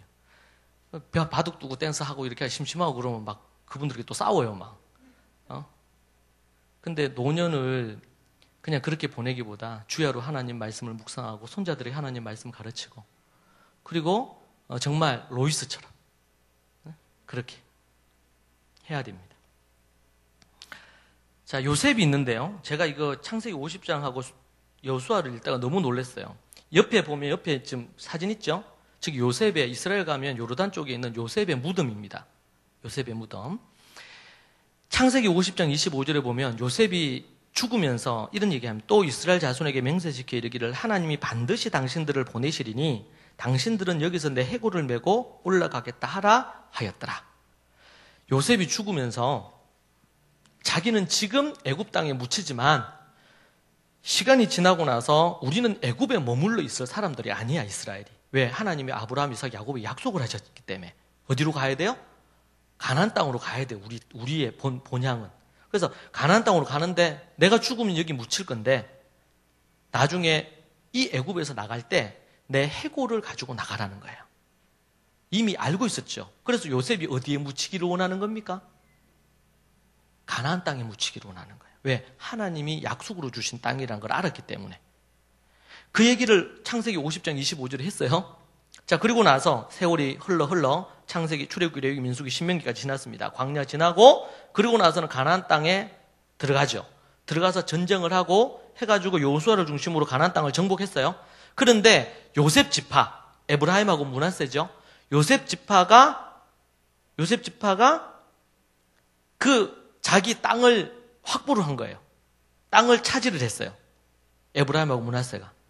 그러고 나서 여호수아 24장 32절 같이 읽어볼까요? 애굽에서 가져온 요셉의 뼈를 세겜에서 장사하였으니 이곳은 야곱이 베크시타를 주고 세겜의 아버지 하몰의 자손들에게 산 밭이라. 그것이 요셉 자손의 기업이 되었더라. 자, 여기 보니까 뭐라 그랬어요? 그 사이에 와서 땅을 이제 차지했어요. 기업으로 받았어요. 애굽에서 가져온 요셉의 뭐예요? 해골과 뼈를 어디에? 세겜에 장사했어요. 이장을 한 거예요. 이장하는데 얼마 걸렸어요? 40년 넘게 걸렸어요, 여러분. 출애굽할 때 그러면 이게 들고 나왔네, 그죠? 출애굽할 때 이게 들고 나온 거 아니에요? 요셉이 죽으면서 얘기를 했는데 요셉 자식들이 죽었겠죠? 손자들도 좀 죽었을 수 있어요. 400년이 지나니까요. 그러면은 몇 세대가 지냈을 건데 출애굽할 때 이 요셉의 해골과 뼈를 들고 갔다 안 갔다? 들고 갔네, 그죠? 그러면은 출애굽할 때 들고 가요. 여러분, 출애굽 당시가 너무 급박하죠? 그래서 출애굽 6월절, 첫 번째 6월절이잖아요. 그때 어떻게 합니까? 허리를 동이고 띠를 띠고 딱 음식을 먹는데 딱 출발할 자세를 딱 해가지고 먹잖아요. 서서 그토. 그렇게 해서 먹고 출애굽을 바로 하거든요. 그들이. 그날 밤에 뭐 합니까? 애굽에 있는 모든 장자들은 다 죽습니다. 그런 극박한 상황에서 유대인들이 출애굽하는데 요셉의 후손들이 누구의 해골과 뼈를 가져가요? 요셉의 자손들이, 에브라임과 므낫세 후손들이 그걸 들고 가는 거예요. 400년이 지났는데 어떻게 이 조상 할아버지의 고조 할아버지, 윗대 할아버지의 그 유언을 받들어서 이렇게 했겠냐 말이에요. 여러분은 할아버지나 아니면 정조 할아버지의 유언 남기신 것을 혹시 기억하십니까? 저는 기억을 못해요. 유언하셨는지 안 하셨는지 모르겠고. 그런데 이 요셉의 그 얘기하셨던 거를 후세대들이 들었기 때문에 모세 때 이걸 기록이 된 거고, 그리고 나서 이것을 에브라임과 므낫세 후손들이 어떻게 그러면은 이걸 들고 갔겠어요? 에브라임과 므낫세가 자식들한테 얘기했고, 손자들한테 얘기하고, 또 자식과 손자들이 그 다음 자식과 손자 얘기하고, 이렇게 계속 했을 거 아니에요. 그렇게 해서 출애굽할 때 요셉 할아버지가 내 해골과 뼈를 가져다가 약속의 그 땅에다가 다시 묻어달라고 하는 거에 대해서 기억하고 출애굽할 때 뼈를 무덤에서 뼈를 가지고 나와서, 그럼 출애굽할 때 누군가 그걸 들었겠죠. 짐을 들었을 거 아니에요. 들고 출애굽하면서 40일 정도만에 가나안 땅에 들어갈 수 있었는데 그들이 정탐꾼 이렇게 해가지고 어떻게 됐어요? 40년이 걸렸잖아요. 그 사이에 전쟁도 하고요. 그럼 어떤 한 사람이 그걸 메고 가다가 잘 때는 어떻게 했겠어요? 옆에 두고 잤겠죠. 그렇게 하기를 몇 년 했다고? 40년을 넘게 한 거예요, 이거를요. 전쟁을, 여호수아서 같은 경우에 전쟁하는 거 아닙니까? 전쟁할 때도 이거 계속 같이 가지고 있었네. 여러분, 이런 유언 하나를 이렇게 전수해서 400년 동안 그 이후에 이루고 이걸 성취해낸단 말이에요. 여러분, 이렇게 하는 건데 하나님을 믿는 믿음도 어떻게 전수를 하겠어요? 이런 식으로 전수하는 거예요. 자자손손이. 그러니까 자손들이 0.1%도 안 떠나도록 만들 수 있죠, 이게. 이게 어떻게 학교에 모아놓고 요셉 할아버지가 이렇게 했다고 가르쳤겠어요? 아니죠. 에브라임과 므낫세 그 자손들이 계속 이거를 자식들에게 전수한 거예요. 우리는 이 땅에 살지만 400년 동안 우리는 이 땅이 약속의 땅이 아니고 아브라함, 이삭, 야곱께서 얘기한 저 땅에 우리가 들어가야 된다. 저 땅에 들어갈 때 너희들은 기억해야 된다. 우리 조상 요셉께서 반드시 해골과 뼈를 이장을 해달라 하셨다. 이것을 계속 얘기하는 게 계속. 여러분, 우리가 복음을 우리 자녀들에게 앉았을 때, 일어날 때, 길을 갈 때, 누워있을 때든지 이 말씀을 아이들 재우면서 옆에 누워서 아이하고 얘기하면서 누구 얘기를 해야 돼요? 하나님 얘기하고 십자가 얘기하고 복음 얘기하고 하나님 말씀을 얘기해야 된단 말이에요. 주야로 그걸 해야 돼요. 그렇게 할 때 늙어도 안 떠나는 거예요, 자식이. 근데 지금 우리 10대 때 다 떠나잖아요. 95%가 떠나잖아요, 결혼 전에. 왜 그렇습니까? 이렇게 안 한 거예요, 우리가. 그러면은 지금 이걸 하면은 다음 세대에 안 떠나게 만들 수 있을까 없을까? 95%가 아니라 100% 안 떠나게 만들 수 있단 말이에요. 이 부분이. 95% 떠나는 이 아주 치욕스러운 이 수치를 바꿔내야 될 줄로 믿습니다. 여러분의 자식과 손자들, 증손자들 이르기까지. 저는 한 번씩 생각해요. 제가 천국에 들어가 있는데, 저는 죽어서 천국 가 있는데, 제 손자들 중에서, 아니면 증손자들 중에서 주님을 버리고 떠나가지고 악을 행하다가 그놈의 자식이 지옥 갔어요. 성경에 보면 천국에서 지옥 보인대잖아요. 조부모로서 내가 천국에 있는 게 속이 편하겠어요. 지옥에 거기 있는데 지금. 내 손자들, 자손들이 거기 있는데 이런 일이 절대로 있으면 안 됩니다. 도리어 그냥 지옥 정도로 안 가는 것을 떠나가지고 가인이나 에서처럼 되면 안 된단 말이에요. 여러분의 가정의 자녀들은 그렇게 안 되기를 축복합니다. 도리어 안 되는 정도가 아니고 다니엘, 느헤미야, 에스라, 바울과 같은 요셉과 같은 인물을 만들어야 됩니다. 제가 여러분에게 이걸 가르치는 이유는 이 내용을 단순히 우리 자식들 지옥 안 보내자 정도 넘어서서 이 시대에 그런 사람으로 만들어내야 돼요. 그런 교육의 시스템을 하나님은 이미 이스라엘과 초대교회 안에 심어 놓으시고 가르쳐 주셨어요. 그러니까 다음 세대 안 잃어버리는 거예요. 이스라엘은. 우리는 왜 잃어버렸어요? 이걸 안 했으니까. 따라 하실까요? 하면 되고 안 하면 안 된다. 하면 되고 안 하면 안 됩니다. 하면 반드시 되게 돼 있어요. 이거는 어느 나라 어느 민족 아무 상관이 없어요. 하면 됩니다. 이 원리를 알고 하나님의 원리를 알고 하나님의 방법대로 하면 자식 농사가 주 안에서 된단 말이에요. 안 될 수가 없어요. 이거는. 왜 안 될까요? 우리는 이때까지 몰라서 안 했어요. 제가 지금 전국에는 많은 어머니들 교회, 처음에는 제가 작년부터 해서 교회들 많이, 제 책이 이제 많이 목사님들도 보시고 이렇게 하면서 제가 그전에도 교회를 많이 다녔어요. 옛날에 한 10년 전에. 근데 그때는 교회 가면 다들 좋아하죠. 장로님들 그렇고 막. 근데 끝나고 나면 다 좋다 했는데 그 다음이 없어요. 그 다음. 우리 참 목사님 귀하시잖아요. 오늘 이게 하시는데 그전에 저 만나셨을 때 그 얘기 하시더라고. 이렇게 교육해 어떻게 하면 이렇게 할 수 있겠냐고 그렇게 얘기하셔서 제가 이렇게 돕겠다 이렇게 말씀드렸는데 홈스쿨 아카데미 아니면 학교까지 이런 큰 그림 보고 오늘 이렇게 하는 여러분들은 오늘 그냥 세미나 듣는 거지만 이제 큰 그림 속에 이제 출발을 하는 개념이거든요. 그래서 제가 지난 10년 동안 어머니가 있는 곳이면 갔어요. 아이를 낳을 수 있는 여자가 모여 있다. 그러면은 제가 전국 어디든 갔어요. 해외도 가고. 예. 자식을 낳아서 키울 수 있다.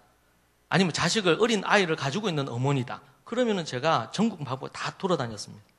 지금 이제 지금 이게 제 원래 대학원 강의에서 첫 학기 강의인데, 그러고 나서 지금 6학기 강의로 교육학 강의를 하거든요, 제가. 근데 지금 6학기까지 다 이제 듣지 못한 분도 있지만 2학기, 3학기, 4학기 이렇게 하신 분이 전국에 2천 가정 정도가 돼요. 여러분들이 이제 오늘 끝나고 나서 오늘 쭉 강의 들으셨잖아요. 나중에 우리 목사님들이 이렇게 해서 명단을 저한테 나중에 다 주셔야 제가 받을 거거든요. 예. 왜냐하면 이제 그 다음 교육도 해야 되고 이제 아이디가 발급이 돼요. 왜냐하면 이게 강의 한번 듣고 좋더라 이렇게 하고 나서 너무 행복하게 집에 가서 예전대로 사시는 분이 많기 때문에 그게 아니고 한 가지를 배웠으면 반드시 실천하고 열매 맺고 나중에 이제 홈스쿨 우리 그걸 하게 되면 이거를 강의 듣고 이제 이거는 이제 기본 강의인데 나중에 이제 구체적으로 육아 강의를 2학기를 해요. 이제 구체적으로 칭찬을 어떻게 할 건지부터 해서 책망이나 매나 벌은 어떻게 줄 건지 아이의 고집은 어떻게 꺾을 건지 아주 실제적인 강의를 24강의로 하거든요. 이제 그걸 강의를 듣고 나면 막 의욕은 생기는데 하면 또 안 될 수 있잖아요. 그래서 이제 코치가 필요해요. 코칭을 이렇게 해주면 아이들을 그렇게 이제 만들어내. 예. 근데 동일하게 시작하지만 그거를 잘 해내는 분이 있고 못하는 분이 있어요. 근데 그럴 때 이제 코치를 해줘야 돼. 도움을 주면 잘 해내요. 여러분, 전 세계에서 이스라엘 여자하고 한국 여자가 제일 대단하고 무섭대요. 근데 제가 볼 때는 우리 한국 어머니들이 대단해요. 몰라서 이때까지 안 했어요.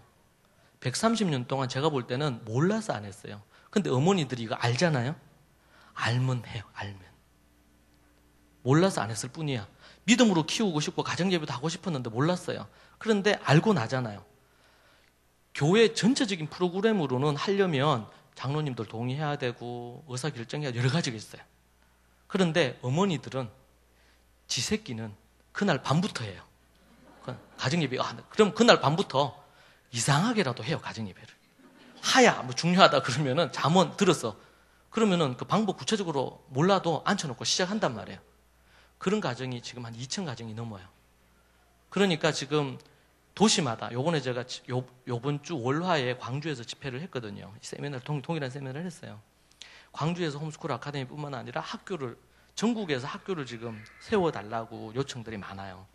앞으로 이제 이 부분들이 잘 진행이 되면 우리 여기 교회도 홈스쿨 아카데미도 그렇고 앞으로 초대교회처럼 학교가 세워질 줄로 믿습니다. 그래서 95%가 떠나는 게 아니고 95% 다 남기는 것뿐만 아니라 다니엘 같은 인물, 느헤미야 같은 인물, 에스라 같은 인물, 바울 같은 인물, 이런 인물들이 나올 겁니다. 여러분의 가정에 그런 인물 나오기를 축복합니다. 다니엘이 좀 어렵다. 그러면 이런 디니엘 정도 나와도 괜찮아요. 네. 다니엘 나와야 되지만 워낙 다니엘이 좀 높으시니까 크시고 이러니까 디니엘도 좋잖아요. 디니엘 정도. 네. 우리가 이제 100이 되면 좋지만 100까지 안 가면 90이나 80이나 70만 돼도 좋지 않습니까? 근데 지금은 마이너스 101이 된단 말이에요. 마이너스 50 이렇게 되는 거예요. 여러분 지금 자녀를 키우는데 그 자녀가요 그냥 내 새끼가 아니에요. 내 자녀 하나가 아니에요. 내 자녀 하나가 그래서 뭐라 그랬어요? 에서와 야곱을 얘기하면서 이 민족이 저 민족을 섬길 거라고. 여러분 자녀가 2명입니까? 2민족을 키우시는 거예요. 요즘 이 시대의 미전도 종족, 우리 다음 세대가 미전도 종족이라며요. 누가 그렇게 얘기하더라고. 여러분 자녀를 둘이 키우면은 2민족을 키우는 거예요. 여러분 그 자녀들이 결혼해서 자식을 낳으면 여러분 얼마 지나지 않아서 자손들이 50, 100 이렇게 될 거 아니에요. 여러분 우리는 우리 자녀를 볼 때 그냥 한 명의 자녀다 이렇게 보시면 안 된다. 한 민족으로 봐야 됩니다. 그리고 그 자녀들에게 하나님 말씀 가르쳐야 돼요. 어떤 자식으로 만들어야 돼요? 요셉의 자손들처럼 400년이 지나도 요셉의 그 유언을 받들어서 지켜낼 수 있는 그런 자손들, 자식으로 만들어야 된단 말입니다. 그리고 눈을 어디까지 생각해야 돼요? 최소한 여러분 죽기 전에 손자들까지 믿음이 전수되는 걸 보고 죽어야 됩니다. 만약에 손자들이 예수님 믿고 믿음 생활 안 하고 막 다니엘까지는 아니어도 순종하고 이렇게 안 한다. 그러면 절대로 죽으시면 안 돼. 눈 감으면 안 된단 말이에요. 불러놓고 어떻게든 그 자식한테 협박을 하든지 손자들한테 목숨 걸고 협박을 하든지 유언을 남겨놓고 죽어야 돼. 죽어요. 왜냐하면 한 명도 지옥불에 떨어지면 안 됩니다. 자, 귀한 부분이죠. 야곱이 12아들 그리고 요셉도 그렇고요. 자, 그런데 자녀 교육에 실패한 인물이 2인물이 있는데 성경의 대표적인 인물이 2명입니다. 한 명은 엘리입니다. 엘리인데 이 엘리는 자식 농사에 실패했어요. 아들이 둘이 있었는데 이 아들 둘이 전쟁터에서 제사장입니다. 엘리는 대제사장이고 아들들은 2아들 제사장이었죠. 그런데 이 제사장인 아들들이 이 가정에서 이 성전에서 성막에서 정말 더러운 짓을 했어요. 악을 행했어요. 그래서 하나님께서 전쟁이 있는데 이제 전쟁에서 이기기 위해서 제사장들이 당시에 법궤를 들고 앞에 나갔단 말이에요. 법궤를 들고 앞에 나갔는데도 불구하고 어떻게 됐어요? 하나님께서 저들을 치시고 전쟁에서 패배합니다. 그때 아들 둘이가 다 죽어요. 그 소식을 들은 엘리 제사장이 죽지요. 자, 그런데 이들이 왜 이렇게 됐는지 우리 몰라요. 아버지가 잘 못 가르쳐서 그럴 수도 있겠죠. 그리고 아무리 아들을 잘 가르쳤어도 아들들이 하나님 앞에 믿음으로 순종 안 해서 그럴 수도 있잖아요. 자, 그런데 제가 성경을 보니까 사무엘상 3장 13절에 보면 그 이유를 정확하게 얘기해 주었습니다. 같이 읽어볼게요. 내가 그의 짐을 영원토록 심판하겠다고 그에게 말한 것은 그가 아는 죄악 때문이니 이는 그가 자기 아들들이 저주를 자청하되 금하지 아니하였습니다. 여기 보니까 이때 이후로 제사장 계열이 이 집에서 끊깁니다. 이때에 더 이상 이 집에서는 제사장이 안 나와요. 그럼 누구에게로 넘어갑니까?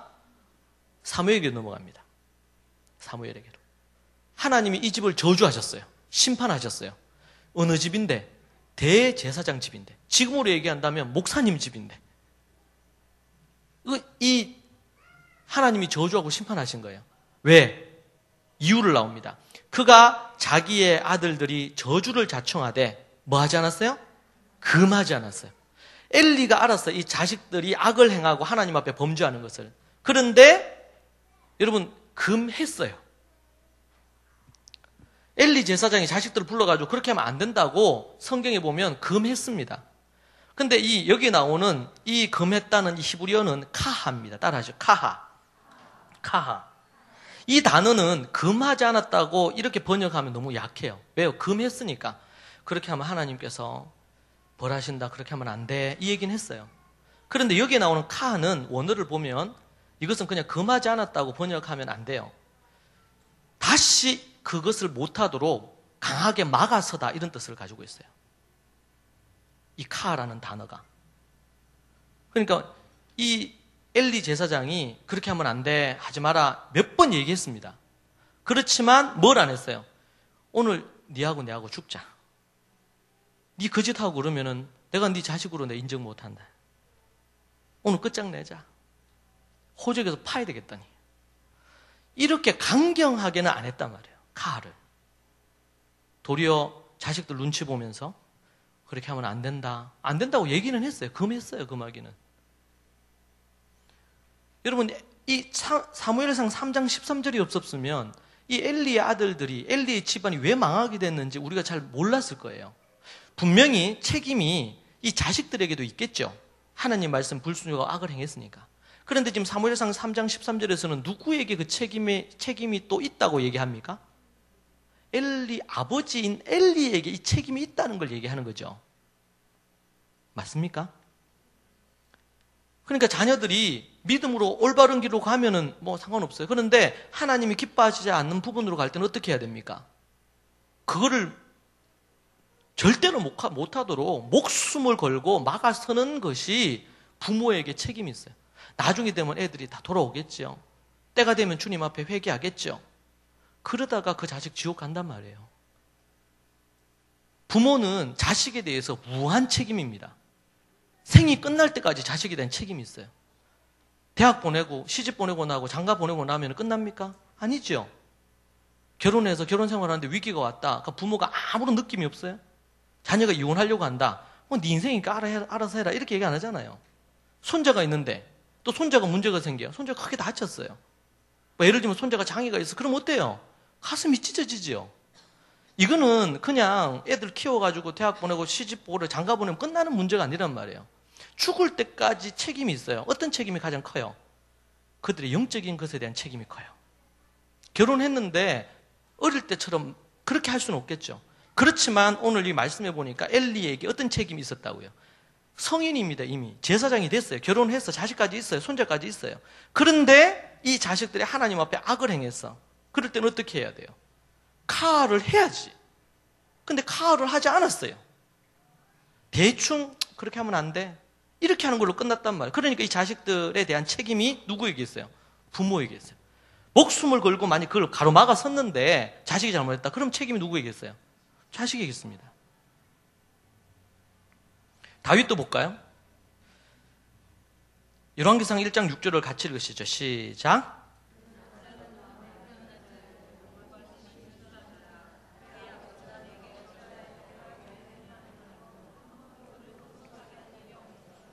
여기 말씀해 보면 그는 압살롬 다음에 태어난 용모가 심히 준수한 자. 여기가 누구냐면 넷째 아도니아인데, 여러분 압살롬 다음에 이제 네 번째 아들입니다. 이 아들인데요. 이 아들이 여기는 이 아들 첫째 아들은 암논이죠. 암논은 이제 다윗 왕 다음으로 왕이 될 사람으로서 아주 외모가 출중하고 리더십도 있고 그랬어요. 그런데 그가 어떻게 합니까? 배다른 여동생 다말을 강간하죠. 성폭행을 합니다. 그러고 나서는 그렇게 폭행하고 나서는 아주 그냥 쓰레기처럼 버리죠. 그런데 거기에 대해서 아버지인 다윗이 이 문제를 다루어야 안 다루어요? 안 다룹니다. 불러놓고 이놈의 자식 네가 이래서 되나? 이러고 책망을 하거나 너는 왕이 될 자격이 없다. 왕자의 어떤 자격을 박탈을 하거나 이런 부분들에 대한 아무런 조치를 안 합니다. 여러분 야사에 보면 아들 중에서 암논과 압살롬이 가장 리더십이 있고 똑똑하고 그랬대요. 그래서 이 압살롬이 아버지를 너무 존경했대. 다윗 아버지를. 그런데 다말이 압살롬의 동생입니다. 여동생, 친동생이에요. 그런데 암논 형의, 이복 형의 그 나쁜 짓을 한 것에 대해서 아버지가 한마디도 얘기 안 하고 이 문제에 대해서 다루지 않는 걸 보고 압살롬 마음이 아버지에게서 떠나요. 그러고 나서 얼마 지나지 않아 어떻게 계획을 합니까? 압살롬이, 아버지가 그걸 안 하니까 압살롬이 여동생 다말의 복수를 위해서 잔치를 벌여서 암논을 죽이잖아요. 그러고 나서 망명해버리잖아요.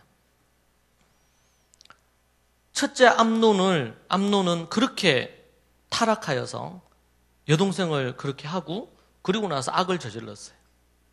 그런데 셋째는 그 형을 또 죽였어요. 성폭행과 강간과 그리고 살인이 이 다윗의 자식들 안에 일어나고 있는 거죠. 그런데 그렇게 이 일이 벌어지니까 얼마나 슬펐겠어요, 다윗이. 그런데 압살롬을 너무 그리워했어요. 이걸 안 요압이 망명생활하고 있는 압살롬을 불러옵니다. 그런데 안 봐요, 다윗이. 그리워는 하는데 또 안 봐.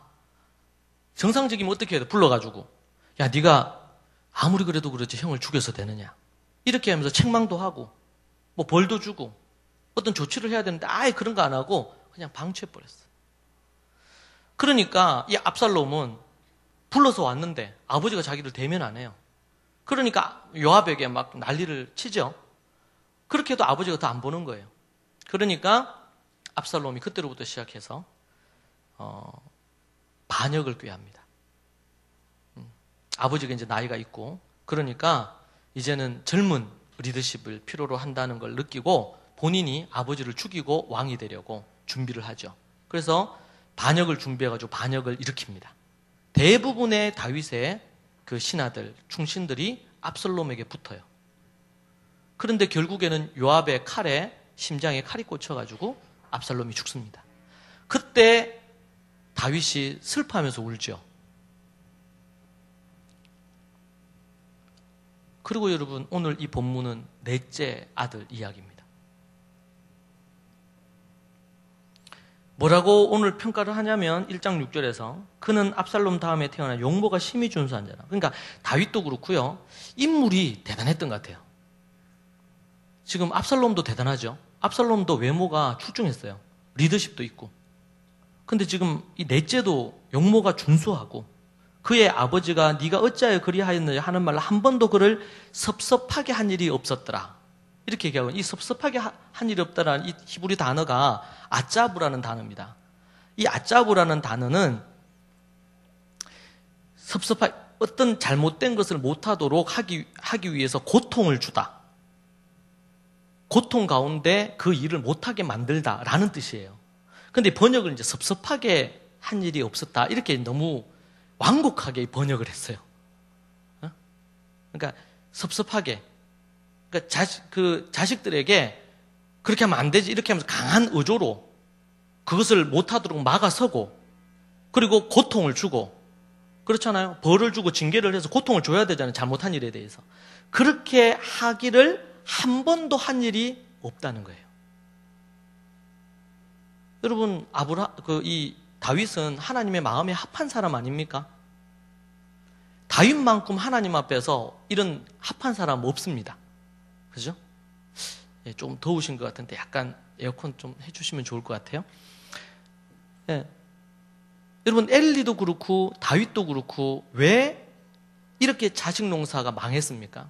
이렇게 비참하게 됐습니까? 이 두 구절이 없었으면 우리는 그냥 자식들이 정말 망난이어서 그렇구나, 이렇게만 끝났을 거예요. 분명히 자식들 본인들에게도 책임이 있을 겁니다. 그런데 오늘 두 말씀이 누구에게 책임이 있다는 걸 증거해줘요? 아버지에게. 부모인 아버지에게 아버지가 카도 안 하고 아짜부도 안 한 거예요. 이것이 문제라고 우리에게 고발을 해주고 있어요.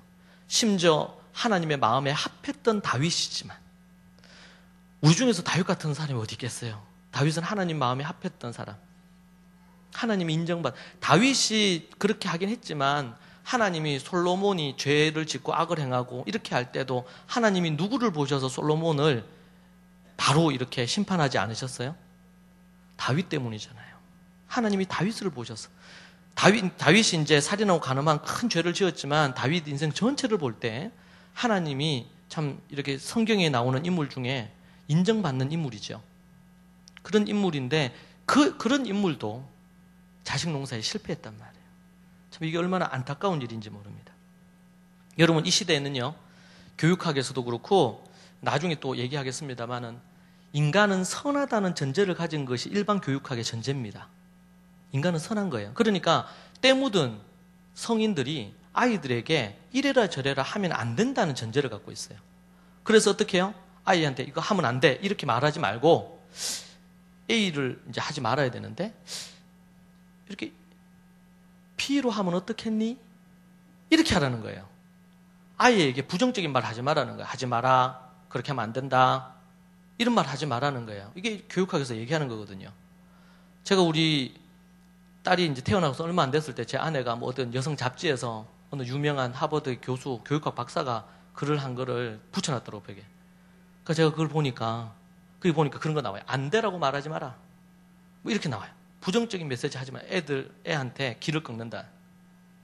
여러분, 근데 제가 그래서 생각해 봤어요. 그때는 제가 몰랐으니까. 교육에 관심도 없었고. 근데 여러분, 성경을 보세요. 십계명도 그렇고, 예수님의 산상수훈에 보면은 그렇게 했어요? 어? 미워하지 않고 이렇게 하면 어떻겠니? 이렇게 얘기합니까? 아닌 건 아닌 거죠. 긴 건 기고. 어? 부모를 공경해라. 하나님 앞에 어떻게 해라. 살인하지 말라. 간음하지 말라. 도둑질하지 말라. 거짓 증거하지 마라. 분명히 얘기하잖아요. 여러분, 우리가 분명히 그런 분들이 가르치는 가르침에 도움을 얻을 것들이 많이 있습니다. 그러나 성경이 우리에게 유일한 기준이 되고 필터링이 돼야 돼요. 우리의 기준은 여기 있어야 됩니다. 왜? 교육 철학의 기본 바탕이 인간은 선하다는 전제를 갖고 있기 때문에 그래요. 그런데 성경은 인간은요, 죄인으로 태어나요. 그러니까 교육의 방법과 교육의 커리큘럼이 전혀 다를 수밖에 없어요. 가치관 자체가 다르니까. 이 시대는 플랜들리 데이드라고 친구 같은 아버지 꿈꾸잖아요. 여러분, 아버지가 친구처럼 같이 해줄 수는 있어요. 저도 제 딸들하고 친구처럼 합니다. 그러나 아버지는 죽었다 깨어나도 친구가 안 돼요. 친구는 친구예요. 친구 같은 면을 가질 수는 있어요. 그러나 아버지는 하나님을 대신해서 하나님의 말씀을 가르치고 권위와 질서를 갖고 자녀를 섬기고 하나님 앞에 올바른 부분으로 이끌어줘야 될 책임이 있어요. 이게 아버지입니다, 아버지. 그래서 잠언 말씀에 보면 아비의 훈계를 들으며 어미의 법을 떠나지 말라 그랬어요. 어머니가 아이들을 아버지도 가르치지만 어머니가 법을 가르쳐. 이 법이라는 것은 히브리어로는 토라입니다, 토라. 어미의 법을 떠나지 말라 그랬잖아요. 어머니가 하나님의 토라를 가르치는 거예요. 그런데 이제 아버지도 가르치지. 어머니도 가르치는데 어머니가 어미의 법을 떠나지 말라. 아버지는요, 아비의 훈계를 나오죠. 아비의 훈계. 아비의 훈계는 뭐냐? 어머니가 법을 가르쳤는데 이 법대로 제대로 했으면 칭찬하고 그걸 잘 못했으면 어떻게 해요? 훈계하는 거예요. 무사르라고 하는데 히브리어로. 무사르 하는 거예요. 아버지가 밖에 일하고 돌아왔어요.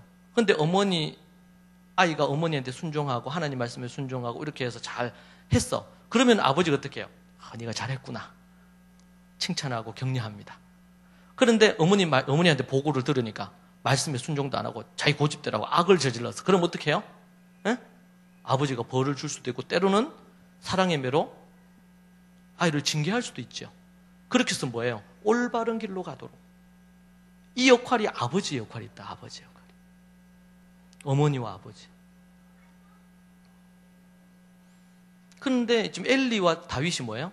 그걸 안 한 겁니다. 여러분, 시대가 흘렀기 때문에 이 시대에는 아이들을 그냥 그렇게 키워야 되나요? 성경대로 우리가 키워야 됩니다. 성경대로.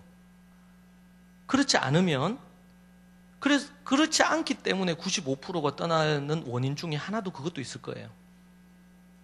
이게. 그래서 여러분들 친구처럼 따뜻하게 이렇게 해주십시오. 나중에 아이들 지금 대학생 되고 이제는 뭐 좀 있으면 결혼할 거 생각하고 이렇게 하니까 이제는 제 아내하고 뭐 큰딸하고는 보면은 정말 친구같이 이렇게 되는 것 같아요, 보면. 에? 그렇게 되는데, 그러나 여전히 나이가 들면 들수록 그 자녀에게 하나님의 어떤 권위를 갖고 하나님 앞에서 올바른 길로 가이드해주고, 인생의 선배잖아요. 그런 부분에서 그걸 가르쳐 줄 책임이 있다. 우리가 그렇게 봐야 됩니다. 자, 지금 엘리와 다윗의 이 자녀 교육의 실패의 원인은 매우 중요합니다, 여러분. 예. 그래서 아버지들의 역할이 있다면 10가지가 있다면 그 중에 한 가지가 좀 친구와 같이 아이와 함께 해주는 역할이 있을 수 있습니다. 그러나 아버지가 친구가 되는 순간 자녀를 제대로 교육할 수 없는 문제가 생깁니다. 그것을 우리가 명심을 해야 되고요. 자, 그리고 이제 자녀를 위해 울라 그랬죠. 누가복음에서. 그래, 디모데 관련된 얘기를 잠깐 하겠습니다. 디모데는 아버지가 누굽니까? 아버지가 유대인이 아니라 헬라인입니다. 어머니는 유대인입니다. 그러니까 당연히 외조모 로이스도 유대인이겠죠. 그러니까 이 디모데는 외할머니, 그 성경에 보면 외할머니 로이스 그리고 어머니 유니게의 믿음이 네 안에 있는 줄을 안다고 디모데후서 1장에 얘기를 하고 있어요. 그래서 디모데가 아주 중요한 인물입니다. 제가 예전에 시 채널에 갔을 때 그때 이제 이런 대담하는 프로그램이었는데 그때 얘기하면서 이제 그분이 물었어요. 그 진행하시는 그 대학 전 총장님이신데 어떻게 말씀을 전파하는 사명과 말씀을 전수하는 것이 연결이 될 수 있습니까? 이렇게 이제 질문을 했어요. 신약은 말씀을 전파하는 것이 아주 중요한 부분인데 말씀 전수에 대한 부분들이 신약에 잘 없는데 구약에는 많이 있지만 이게 어떻게 연관이 됩니까? 그래서 제가 그때 이 디모데 예를 들었습니다. 여러분, 디모데는 아버지가 헬라인이에요. 이방인이에요. 어머니는 유대인이에요. 그러면은 이 디모데는 어릴 때부터 유대 교육을 받았을까요? 안 받았을까요? 받았죠. 앞에서 제가 얘기한 것처럼 강보교육 어머니 유니게가 했을까요? 당연히 했죠. 왜? 로이스의 믿음과 유니게의 어머니의 믿음이 그대로 흘렀다 그랬잖아요. 자, 로이스와 유니게는요 유대인입니다. 그는 지금 예수님을 모르던 유대교인이에요. 경건한 유대인이었습니다. 12 제자들처럼 아니면은 성전에 예수님이 할례 받으시기 위해 성전에 올라갔을 때 그때 예수님을 알아본 인물이 있죠. 누가복음에 보면 시몬과 안나가 있죠. 노년에 늘 성전에서 기도하셨어요. 그래서 메시아를 기다렸어. 그런데 성전에 올라오는데 마리아가 아이를 안고 올라오는데 그래서 축복하잖아요. 여인들 중에 복받은 여인이라고 마리아를 칭송하면서 예수님을 높여 찬양하는 얘기가 나옵니다. 그분들은 어떻게 해요? 엄밀히 따져보면 그분들은 유대교인들입니다. 어떤 유대인?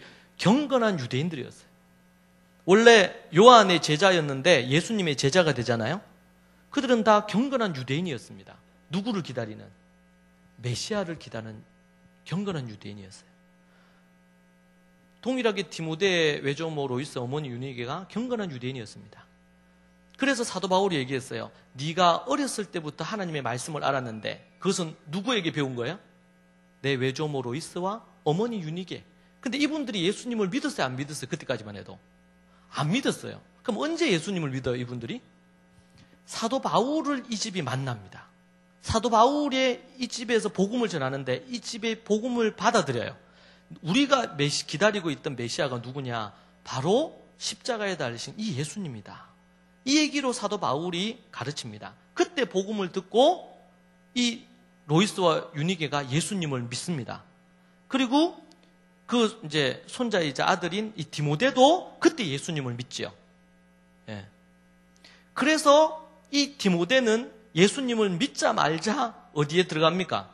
사도 바울 전도 선교팀에 합류를 합니다. 여러분, 사도 바울이 이방인들을 위해서는 두란노 서원을 세웠습니다. 에베소에 두란노 서원을 만들어가지고 거기에서 몇 년을 가르칩니까? 이방인 사역자를 세우기 위해서 3년 동안 훈련시킵니다. 3년을. 그죠?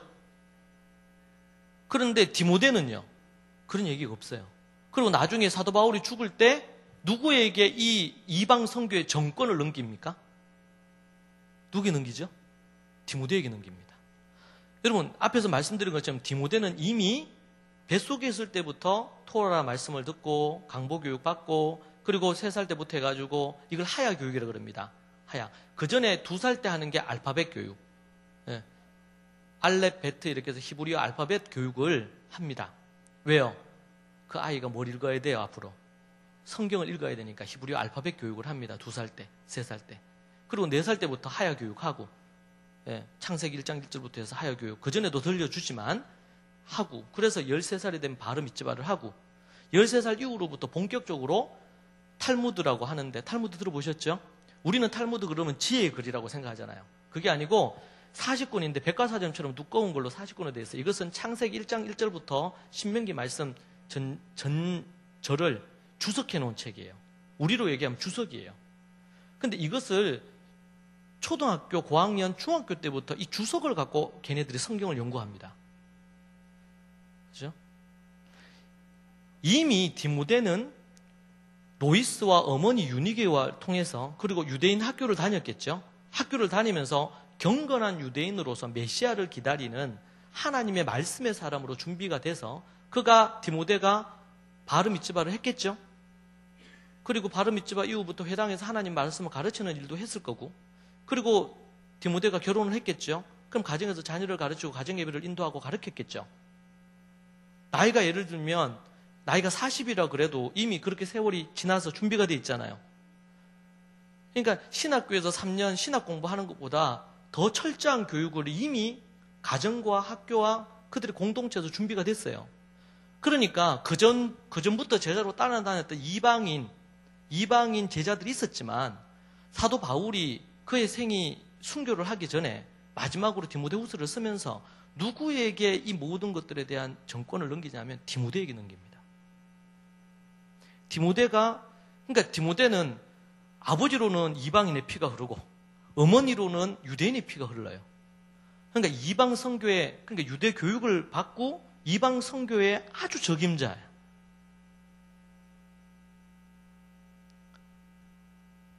이 디모데의 이 부분은, 그래서 디모데가 바로 합류를 해서 그가 그렇게 교육받았는데 예수님이 메시아시고 그분이 우리 하나님이시다. 이 예수 그리스도의 복음에 대한 이 부분이 딱 들어오니까 그가 누가 됐어요? 그냥 경건한 유대인이었다가 유대인들이 이단으로 오는 나사렛 당이 된 거예요. 지금으로 우리로 얘기하면 그리스도인이 된 거지. 그렇게 해서 하나님의 사명을 감당하는 자로 된 거죠. 자, 그러니까 제가 그때 그런 얘기 했습니다. 대담하면서 우리가 이 시대에 목회와 선교 사명에 감당할 인재들이 어디에서 길러져야 되느냐? 1차적으로 가정에서 길러져야 됩니다.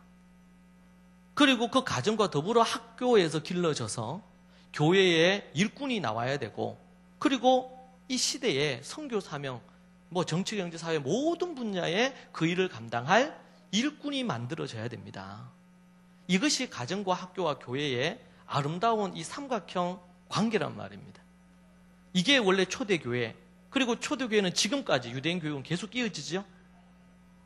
그런데 이제 4세기를 전후해서 로마로 이게 기독교가 넘어가고 이렇게 흘러가면서 뭘 잃어버렸냐면 원래 가지고 있었던 이 가치를 로마식 기독교로 바뀌잖아요. 절기도 이제 바뀌고 많은 것들이 바뀌었어요.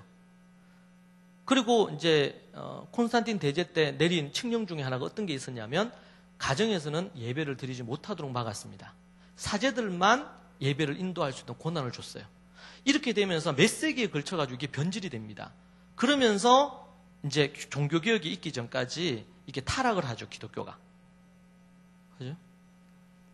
그렇게 하면서 이제 종교개혁을 통해서 그나마 이제 좀 더 말씀으로 돌아오는 회귀는 했지만 실질적으로 이 가정을 중심으로 그러니까 전 세계에 복음이 지나간 모든 곳에는 대부분이 예루살렘 초대교회 외에는 다음 세대를 잃어버렸단 말이에요. 여러분, 이것이 얼마나 슬프고 안타까운 일인지 몰라요.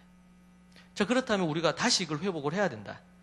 로이스와 유니게가 디모데를 교육한 것처럼 이런 교육이 가정에서 이루어져야 되고, 이러한 교육을 위해 뒷받침하기 위해서 교회가 스포트해야 되고, 교회 안에 홈 교육을 할 수 있도록 돕고 학교까지 이런 것들이 이루어져야 된다.